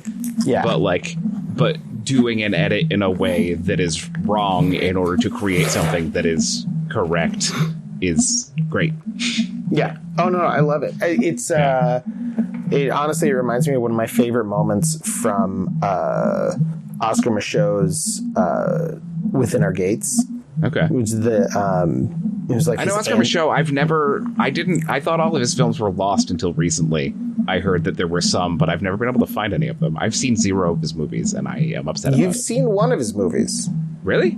Because I saw it with you in Scott's class. Oh, I didn't realize that. We watched Body and Soul. Oh. Where can I find them? Shit, what great singer that I love, Paul Robeson, playing the preacher, who's like the evil preacher. But that one's on the Criterion Paul Robeson box. Well, that doesn't help me. I can send it to you. Okay, yeah, send it to me, my dear boy. But I was going to say that one of my favorite moments in Within Our Gates is this. There's this scene. That was his answer film to Birth of a Nation, like most directly. Sure. And there's a scene where there is a black family who's hiding out in the woods, and like, I don't think they're actually, like, according to Hoyle, Klansmen, but just a bunch of, like, murderous whites find them. Sure. And they're attacking them. And their son, like, young teenage son, starts to run away. And one of the white guys shoots him. And the actor playing the son he performs what at that time, like 1917, whatever, what at that time would be a death. Like, sure. There's a shot, and it cuts to him throwing his arms up and falling down on the ground. And then it cuts back to other action. And so, cinematically speaking, in the language of the time, he is dead. Yeah. And then a few seconds later, it cuts back to him, and he, like, pokes his head up with a smile and gets up and runs. And I love that scene because it really, to me, and I don't know if Michaud was actually thinking about this, nobody knows. But to me, it really was, like, not just refuting Griffith and Birth of a Nation story-wise, but formally as well. Sure. Because Griffith's shots, if that had happened in a Griffith film, that would mean that person was dead. They all line up to function in a certain way towards a certain point, and Michaud is disrupting what we would think is the normal function. Yeah. Which is why he always got tagged. I'm coming back to it. This is why the functions and works always annoys me, because it always ends up with people like Oscar Michaud, who for decades and decades and decades was that incompetent filmmaker. Sure. When I don't think he was incompetent at all. No. I think he was experimenting. I think he was creating these really resonant moments that were not only different from what the norm was, but were actively opposed to the norm. Well, right, because that's why they felt weird. The norm at that point, and also still now, is exclusively like the grammar of film was found and decided by white men, right? Yeah. So, like, to be a black filmmaker, one of the things that you could do is to be like, how can I make a movie? How can I find the grammar of cinema? How can I find meaning in these things that isn't built on the castle of white men, right? What can I do that is black cinema? Yeah. Or whatever. But that's all to say that what do you think about character? I mean, we could try to squish all of these together. That's all. That's always what I do. Right. My gut reaction to what's his name, Paul, a like Baron Blood guy, is I'm like, intrinsically that character has to be an entitled white guy, you know? Mm-hmm. And I, when possible, don't like looking at or thinking about white guys. Fair. So I don't mind if but it's like, who else could that? You could make that character anybody, right? But it makes the most sense for it to be just the most entitled dipshit. Well, unless we tweaked it slightly where it doesn't have to be like he's the most entitled dipshit. Yeah. But you could have somebody who isn't making a lot of the same mistakes. They would just, I suppose that's true. By the end of the film, react differently to Yeah. those mistakes. Yeah. It's not that they wouldn't make the mistakes, but their interaction with the results might be different. Yeah. Because you could think one of the films, it's not a Bava film, but in Suspiria, you have the main character arriving. Like, I feel like that's an important part, is the arrival. Yeah. Like, you have to have an arrival into this liminal space, right? Absolutely. Whether it's a group of people arriving on an island or one person arriving in a new town. Yeah. That arrival is really important. Yes. And I could see, like, a Susie Banning type character merging that kind of character with Peter from Bear and Blood, where you have, like, a woman who's coming to this space, whether it's an ancestral home or just a new space to explore something for herself. Yeah. but don't make her quite as wide-eyed and shaken as Susie is in Suspiria. You give her more of a confidence, more of a moving into this new space, and that confidence is slowly not taken apart, but like shown to be built on certain false edifices, and she would have to build a new confidence after moving through these horrible mistakes and feeling the responsibility for what goes on around her. Yeah, I think that's really what it is, right? Because you could do the things that he does at the beginning of the movie out of like playfulness, out of an intellectual curiosity, out of a sort of exploratory whatever. And also, right, it's not necessarily like reading words on a piece of paper to be cursed, right? It could be putting an amulet into a hole that's shaped like an amulet or whatever. But yeah, I think a sense of like just acknowledging that people are dying because of her choices, I think would make a huge difference. Right. And I think part of what works in Bava'd Blood is that you have, even though Peter's sort of the main character at the start, Ava becomes a very strong character for sure. To me. Like, she's the one who, when he shows up, she actually is the one who does understand the history and has this respect. And even as he's doing it, she is laughing, but then she also has this trepidation about it. Mm-hmm. And there's aspects of her character that we could look to of somebody who I think the key is for both of them. There's this dual attraction to this ancient evil. Yes. Yeah. And distance from it, either from just a lack of belief in the supernatural, it's overly academicized, or you're just, flippant. Right. It's this attraction to something that you don't understand and don't respect enough or in the right way. And that may be that the most modern version of doing a thing like this is that rather than sort of just casual flippancy, it's based on sort of ironic distance, right? It's like a oh, I'm not supposed to do this thing, but like whatever, ancestors. Yeah. Oh, actually, that jabs with the note that I wrote. It could even be like, this is all I've received from my. It could be.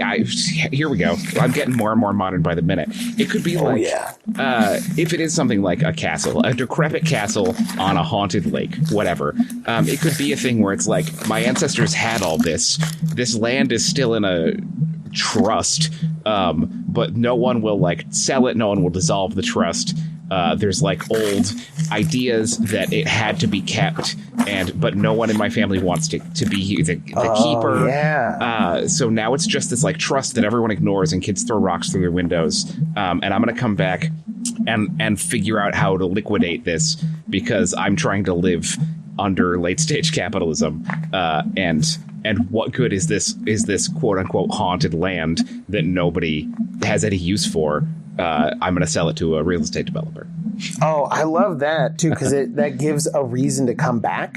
Yeah. That's beyond just like, I'm interested or someone died. Yeah, it's not like just that actually creates it creates a real life aspect to it too, of like sitting in rooms and going over forms and talking to advisors and being like, I have to stay in Romania until this land deal is done, so I'll stay in this castle that I own because I don't have any money, but I have a castle. Well, and then there's the alternate idea of, if we don't set it in Europe, if it's in America, it doesn't have to be a castle, it can be an old mansion of some sort.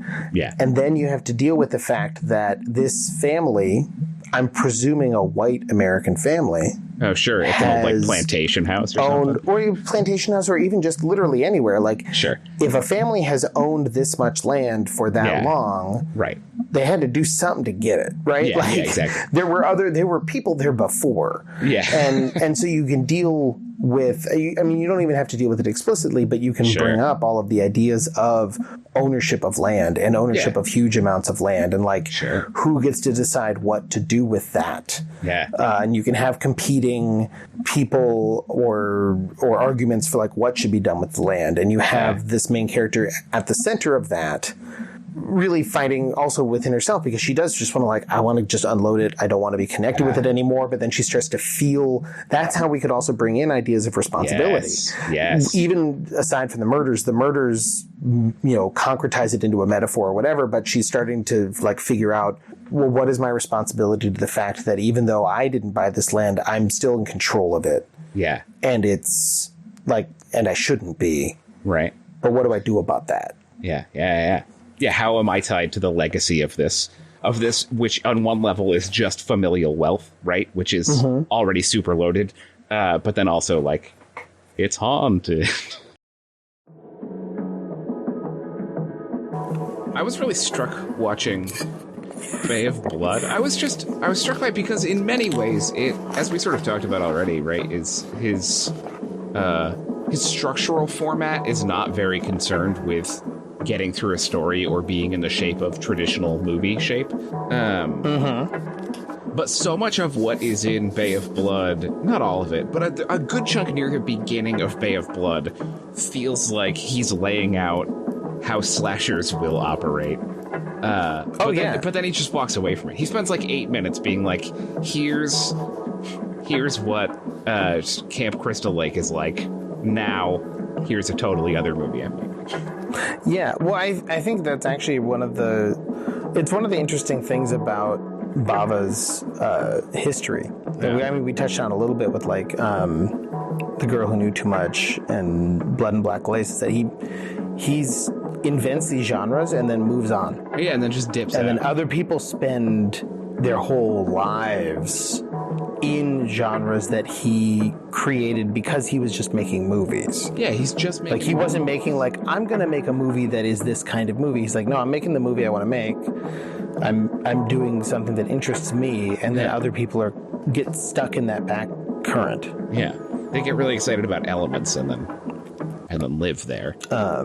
Yeah, like, I think that... I mean, it's well documented how much the Friday the 13th took from Bay of Blood. Sure. Including like direct shots, like, really? And sequences. Yeah. I mean, there's whole kill sequences that are just recreated in the early films. And but you can get, even if you don't know that, you get the sense watching it. You're like, oh, yeah, oh, that's where this is absolutely, this played, in all of these. Like Grindhouse theaters and out-of-the-way theaters, and the people who then created the slasher genre, this is what they were looking at. Yeah, absolutely. And they're, like, getting rid of all of the sort of adult politics of it, right? Like, this is one of a couple of his movies that I watched that is fundamentally, they're like, oh, we're making it look like there's a serial killer or like a sex pervert murderer, but really it's like someone did something bad and that was drawn into a series of murders that ends up destroying them. Yeah. a funny thing for him to revisit multiple times. But that is a thing he likes. Yeah. I mean, Bay of Blood, to me, the first time I saw it, it was impressive in the way that, not to always be comparing, but it's a useful tool. The way we were talking about Argento sort of infusing all of the space of the films with evil, and then the people are trapped within it. Yeah. To me, what was interesting about Bay of Blood was that the evil, if you will, or the it's not even necessarily evil, the pain, sure, all stems from the individual people.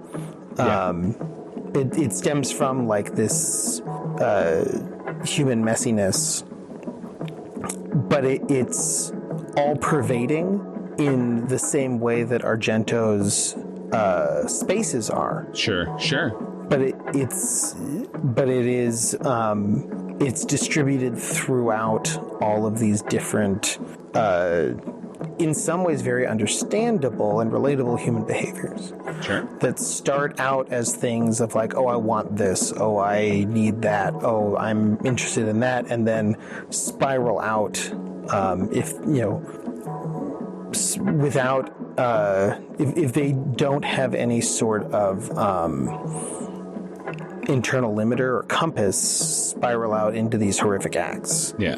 Like, it all starts from, I want to say, like, understandable or reasonable motives, if that makes sense, that then get taken to an extreme. And I'm trying to describe it so carefully because I feel like if I say it just sort of too directly, it's hard to say what separates that from other crime thrillers or other films about violence.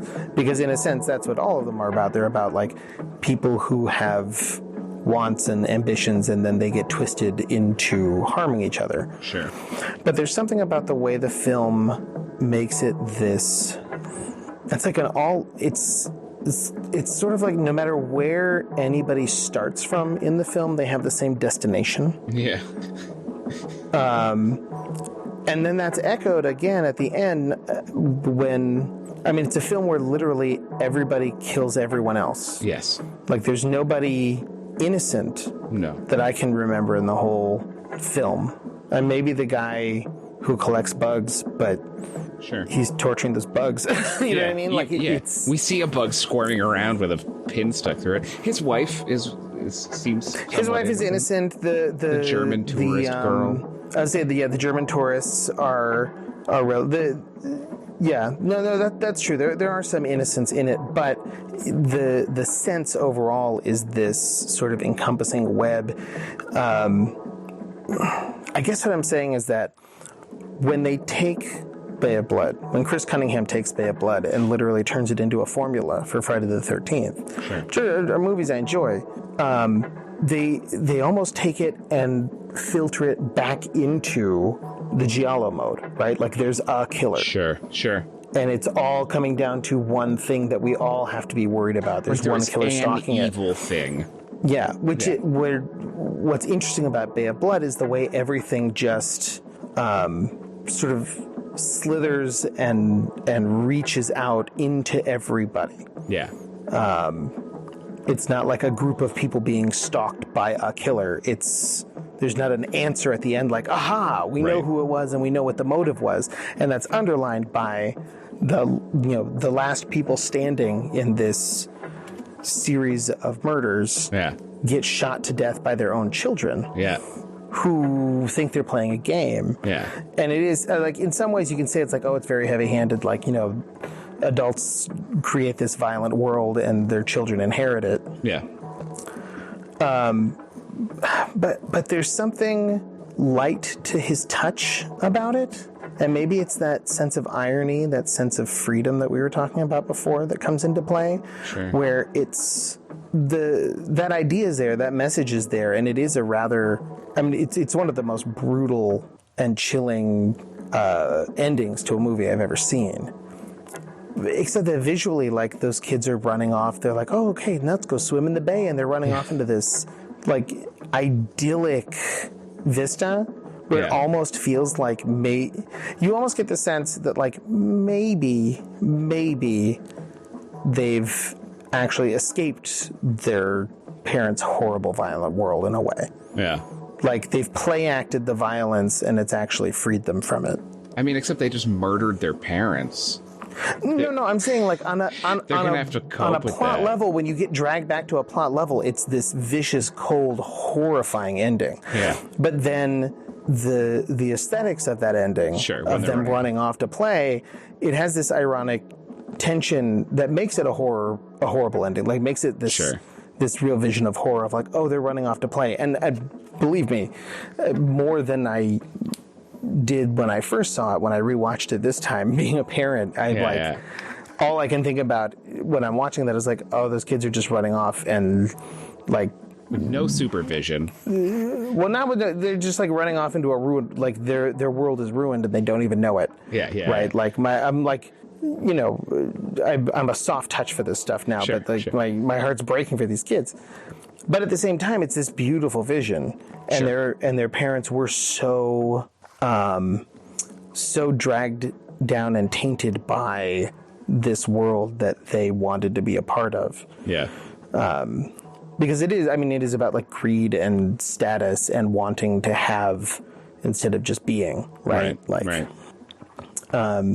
I don't know. I don't want to commit the sin that I was getting mad at Tim Lucas for, of like reading too much or pinning too much of it on being this like true and deep artistic expression, because it is, at the end of the day, in large part, like it's a murder movie. Like sure. It's titillating and exhilarating, but there's something about it that it carries that sense of it that stuck with me.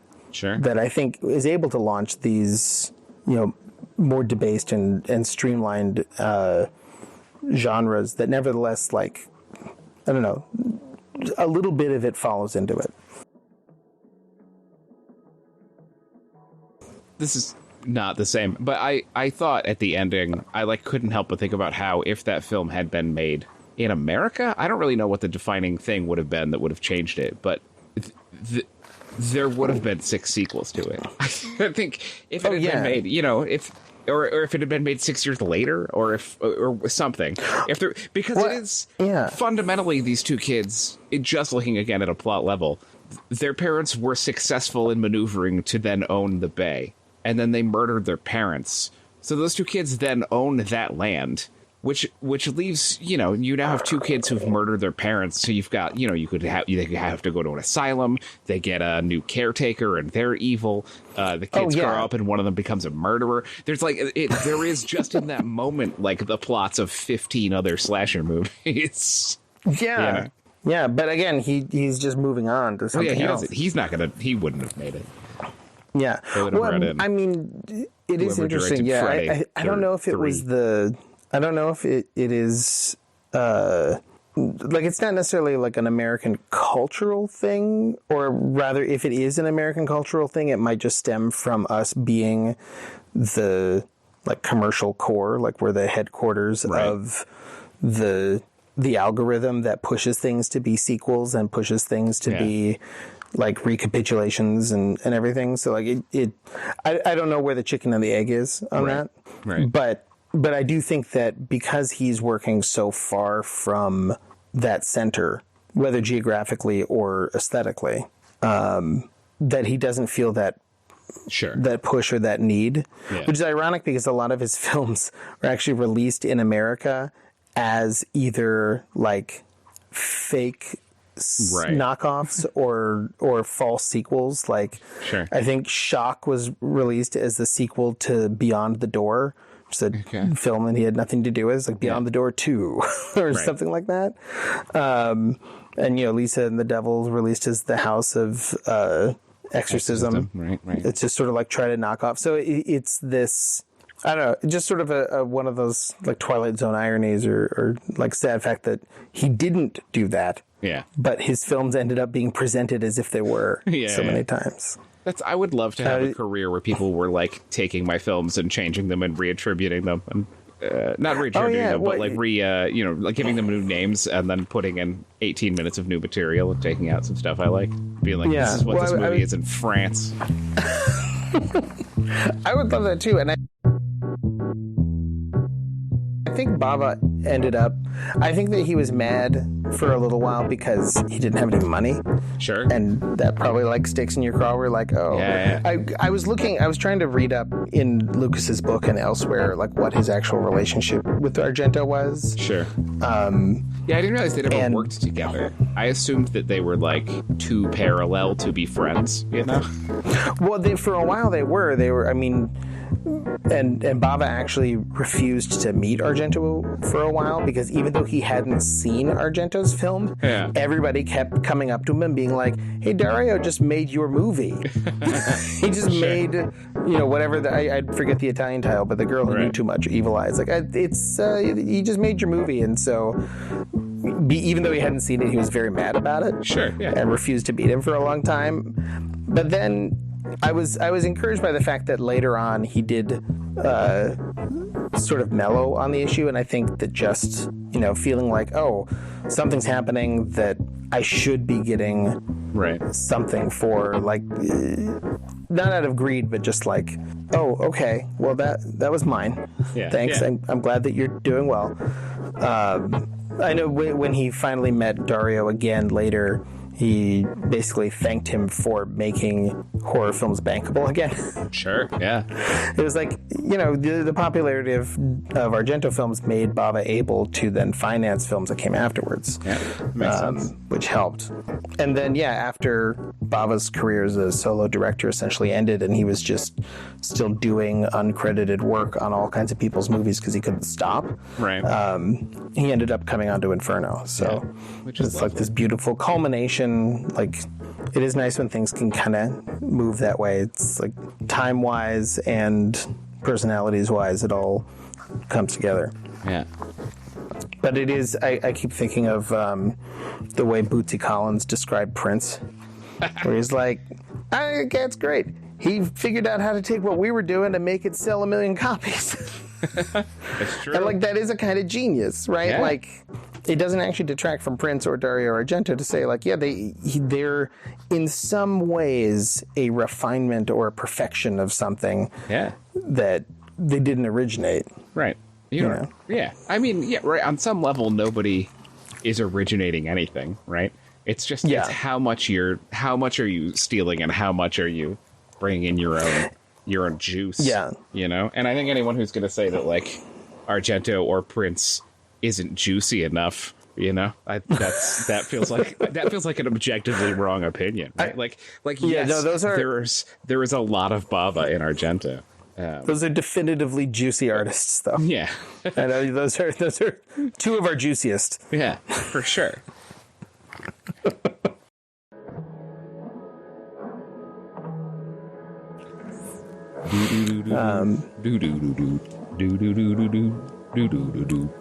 What do you think about just Mario, Bava.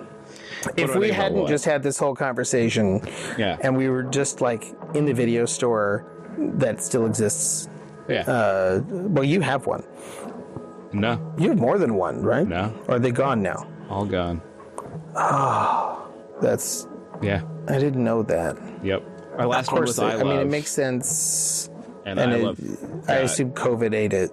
Yeah, COVID ate it, and then somebody bought all of their movies. Maybe the Draft House. Someone who has some intent to do something nice with them, I think. But I mean, that's nice. But right. Yeah, but no, they're all gone. Do you see how easy it is to buy into conspiracy theories about COVID, where it's then there was we're talking about this technological mediation. It's and then there was a disease that shut down everything that could still be a human interaction space and moved everything further into Skynet. Yeah, definitely. At least around here, it's everything that was old culture died, And now it's the place that was I Love Video is now, I don't know if they're open yet, but it's a microbrewery that has a tap room you can hang out in, which, cool. We have 800. That's what everything, everything's going to be. The one of my favorite venues in town closed down during COVID. Now it's going to be a microbrewery. So everything's going to be microbreweries. That's what we get in the we have dystopian future. With shitty burgers, and we have huge condos. Yeah. So if you're in the bubble, if you're inside the Imperial Center and you are lucky enough to access these things, that's what you get. That's your treat, is the microbrewery. Yeah. And then everybody else just gets flattened. We're returning to ancient Greece or ancient Rome or something. Yeah. Where they're all we have is bread and beer. Enjoy. Plus we murder each other for fun. Yeah. Sorry. If we were in the video store. And I just walked up and I was like, "Oh yeah, Bava. What's up with him? Should I watch these? Should I rent these? Yeah. What's he about? Yeah. You should look into this 5 for 5 for 5 deal. 5 movies, 5 days, $5. You should. Oh, that sounds great. Yeah, it's a sweet deal. Welcome to Al's in Videoland. Where I would recommend that you get 5 Bavas. Just grab 5 of them. Pick any 5. Take Lisa and the Devil and any other 4. Okay, so you definitely want me to watch him, and I'll experience him. But just let me know, what am I in for? What's his thing? Why do you like him? Oh, his thing. I'm sold. I'm gonna do the 5 for 5. I'm just curious. Yeah. Did you ever misbehave as a kid and had someone like clapped on your ear and it hurt, but then your ear, you like that semi-deaf, and then your ear rang for like a minute, and then slowly sound came back in your ear? Did you ever do that? Ever happen to you? Yeah. It's like if he's doing that to your brain, but just over and over again, just for the full runtime. That sounds awesome. Yeah, it's great. I'll rent 4 horror movies into sex comedy. Perfect. Does he have a sex comedy? I should have watched that. He did, yeah. I haven't seen it. There's a lot of I haven't seen, actually. I mean, it's not like I'm an expert. Is it like people are having sex and at the same time, like someone's turning a blue light on and off in the background of the scene the whole time? I love that he's just like, throw a purple light behind that door. Yeah. No one in the scene is going to notice it. It doesn't matter. I'm not calling attention to that door for a reason. I just think there should be purple light door just feels blasting out from purple behind. to me. Yeah, right? And I also like the idea of playing with the idea of haunting, right? Like, you can do it in Barren Blood where you have a literal, like, monster man crawl out of a grave and come back from the dead. If you're going to suggest we don't have a monster man, I'm going to have to fight with you. No. I think we should have a monster man, at least eventually. Okay. But I think that there's space to, or even if we have the monster man. Yeah. Here, let me say this, and then we can figure out how it fits together. Because Sure. we have to have a monster man, or some sort of monster thing. You know, spooky ghost killer child, or whatever. But going back to the Bay of Blood idea, where there is just this energy moving through the film, and moving through all of these different people, and there isn't one killer. There is just the act of killing that sort of migrates from host to host almost. I really like staying in the space as much as possible, or whenever possible, of the sort of slippage between, is this a literal ghost returning, or is it some sort of malevolent energy, like psychic or spiritual, that is sort of permeating a space or permeating people. And so you have these monstrous things happening, but before you go fully into the sort of the marvelous and the grotesque and have a real monster man, you live in that fantastic space a little bit where it's suspended, right, between like, what is it that's happening here? It's not normal, but is it something within people? Is it something that's reaching out into people? Like the ghosts of the past, as we've talked about here before, are always affecting us in different ways. That you can simply talk about them as if they're like psychological historical facts, or you can talk about them in other ways. You can redefine consciousness in terms of magic and spirituality, and it doesn't make it any less real. So Kill Baby Kill might be the one to steal from for that particular angle then, right? Because in that movie, I don't know if this was your experience. When I was watching it, it's like there's a little girl who's a ghost, but she's not like Monster Man goes around and is like hanging people from trees or gutting them with a weird old tool or whatever. Which I don't want to lose those scenes, necessarily. Well, I don't think you necessarily have to, but in Kill Baby Kill, just a girl appears and then people die in various ways, right? And I was unclear until the final scene, near the very end, when the town witch confronts the Contessa or whatever, and is like, you summoned this ghost from the dead, and now this ghost is causing these deaths. I was unclear until that point if it was like I'm putting mass psychosis in quotes, but like if it was just a sort of thing that people were seeing because of stress or whatever, or if it was actually just a little girl ghost. Well, and that's also a deal that's interesting, is I haven't even really thought about it yet, even though I've been thinking about Bava'd. That's also dealing with guilt and responsibility, right? Because instead of it being located in one central position and going out and affecting everybody, this is the whole town letting this girl die. Right. And then all of them taking that on board their souls in such a way that either they're killing each other and themselves, or they're essentially fueling the return of this vengeful ghost. Like, she couldn't come back if they didn't have that weight of guilt. Yeah. Is what it feels like, right? I mean, I totally love stealing kind of that whole move. Maybe that's too much, but the idea of, like, this is an abandoned place that is haunted, and, like, her family has been tasked with guarding it for several generations, but, like, maybe they haven't been doing it. But also, if eventually what we learn is that, like, this was, whatever this haunting was not actually her family's fault, was not related to her at all, right? There was some event that involved, you know, I don't know,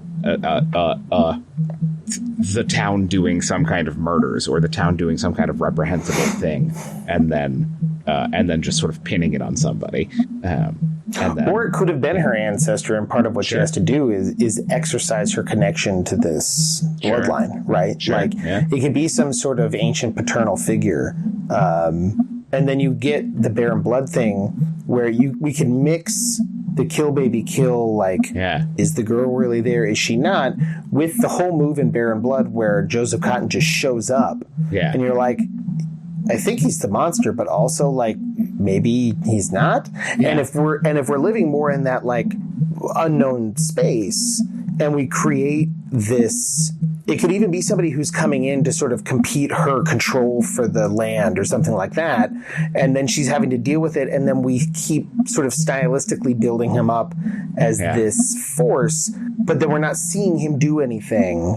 The malevolence and the violence is being shifted out into other hosts until sort of the climax of the film, where he transforms into this thing that she has to reject and escape and survive, essentially.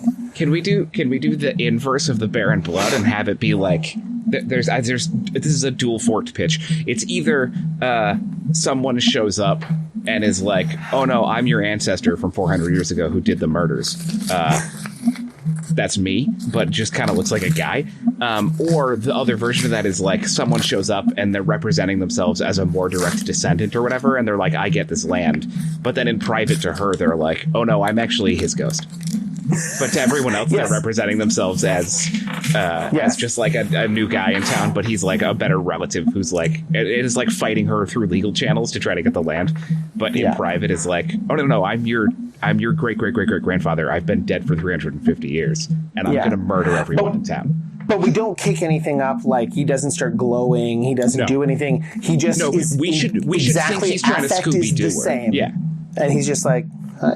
Yeah, you should watch it and be like, this dude's just messing with her. He's trying. He's gonna pull off a rubber mask. This dude played by Dick Van Dyke. This old Dick Van Dyke. This old man Dick Van Dyke who still can tap dance. Let's bang out a script and find how to get it to him. Okay. Well, we don't have a lot of time left. Yeah, we've got maybe a year. So let's get on that. Okay, great. Something you said about irony, like ironic detachment, gelled with something I wrote down. It was like a half-baked thought that I had, again, while I was doing dishes. And it kind of moves beyond the film, but I think that is okay, too. Sure.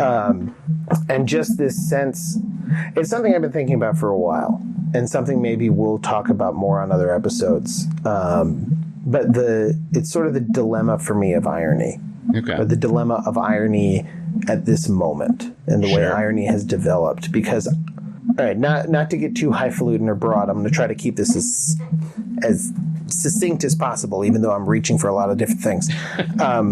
I feel like the advent of sort of modernist irony, wherever you want to peg that to, I like to look back to, Emerson and then the pragmatists that followed, and William James and John Dewey in America, at least. But you could put it in lots of different places.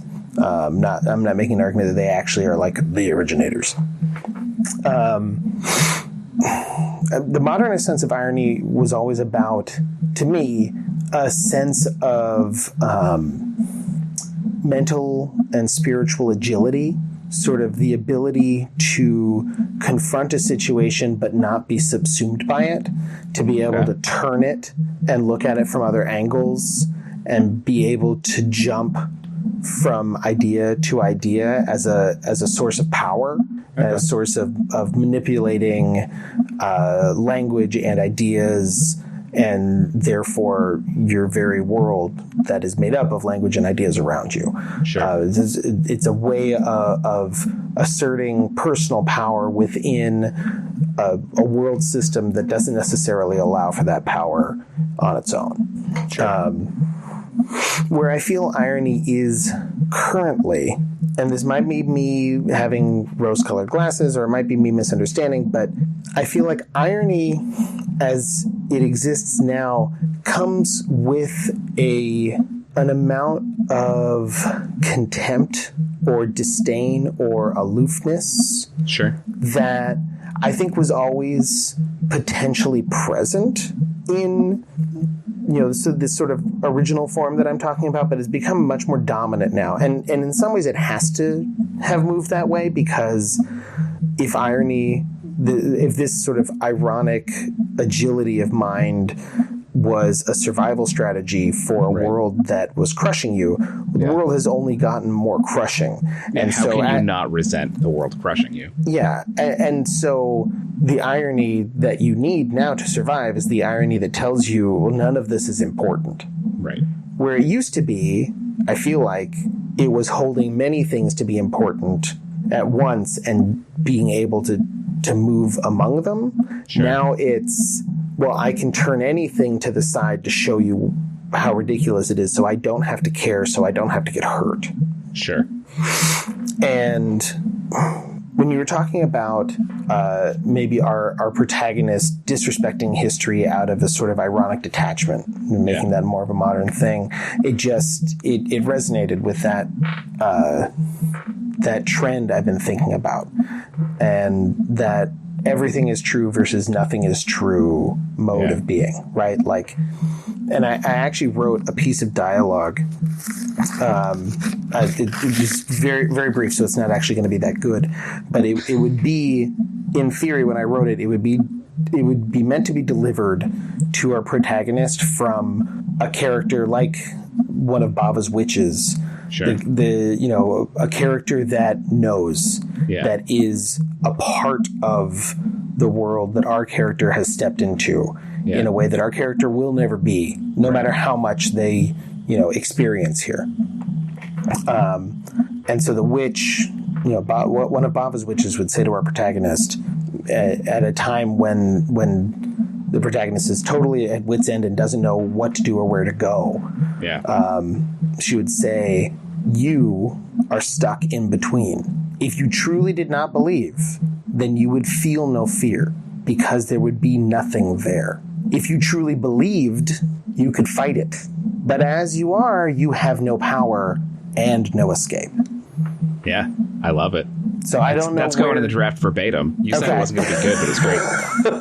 So that was what came to me, and I feel like that would be one of the running themes in our approach to neo-Gothic, which would be maybe trying to reclaim some weight of belief.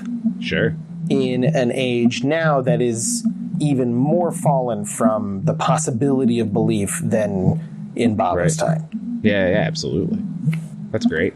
And that is fundamentally like the core of sort of the new versus old ideal, right? Is that the old, the ancient, especially in stories of like mystical power, right? Are the core is belief, right? That is what there was. There was a ghost because people believed there was a ghost, right? But now we live in a world where no one can believe. So I think that really cuts to the heart of that dichotomy: the new invading the old, the new laying atop the old. What we shall do? So it is. We will take the dichotomy, and we will transform it then in the style of the old Hegelians into a dialectic. Are you Zizek now? Yeah. Yeah, we'll Zizek. We'll get Zizek to play a character, the character who is digitally inserted. Yeah, no, that's it. At the end, Dick Van Dyke transforms into Zizek. And he's the monster the whole time. And he's the melting face monster. We'll have him be the hulking, melting monster man. And he'll have been monstering by hating our movie. Yes. Yes, he's going to monster us. Yeah. We'll have him at every screening. Perfect. Dressed up as Dick Van Dyke. We'll get him on stage. We'll be like, let's ask Dick Van Dyke some questions. We're going to drive Dick Van Dyke to his grave, and we're going to kidnap Zizek for the rest of his life. Done. I'm on board. I'm on board with this project. We did it. We did it. We did it, guys. Insane. Huh. I rather think not. He was much too clever.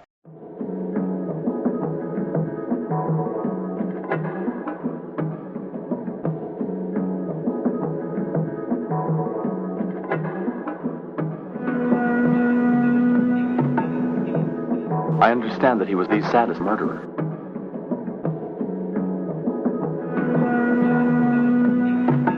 I rather think not.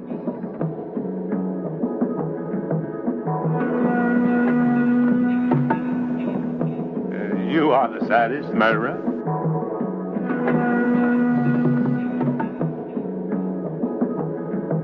Saddest.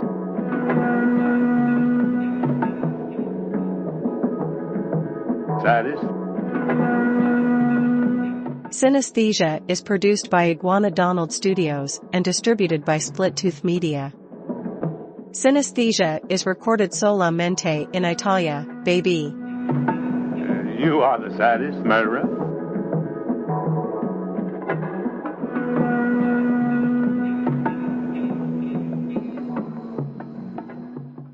This is not interesting for anyone but me and maybe you. Cinesthesia.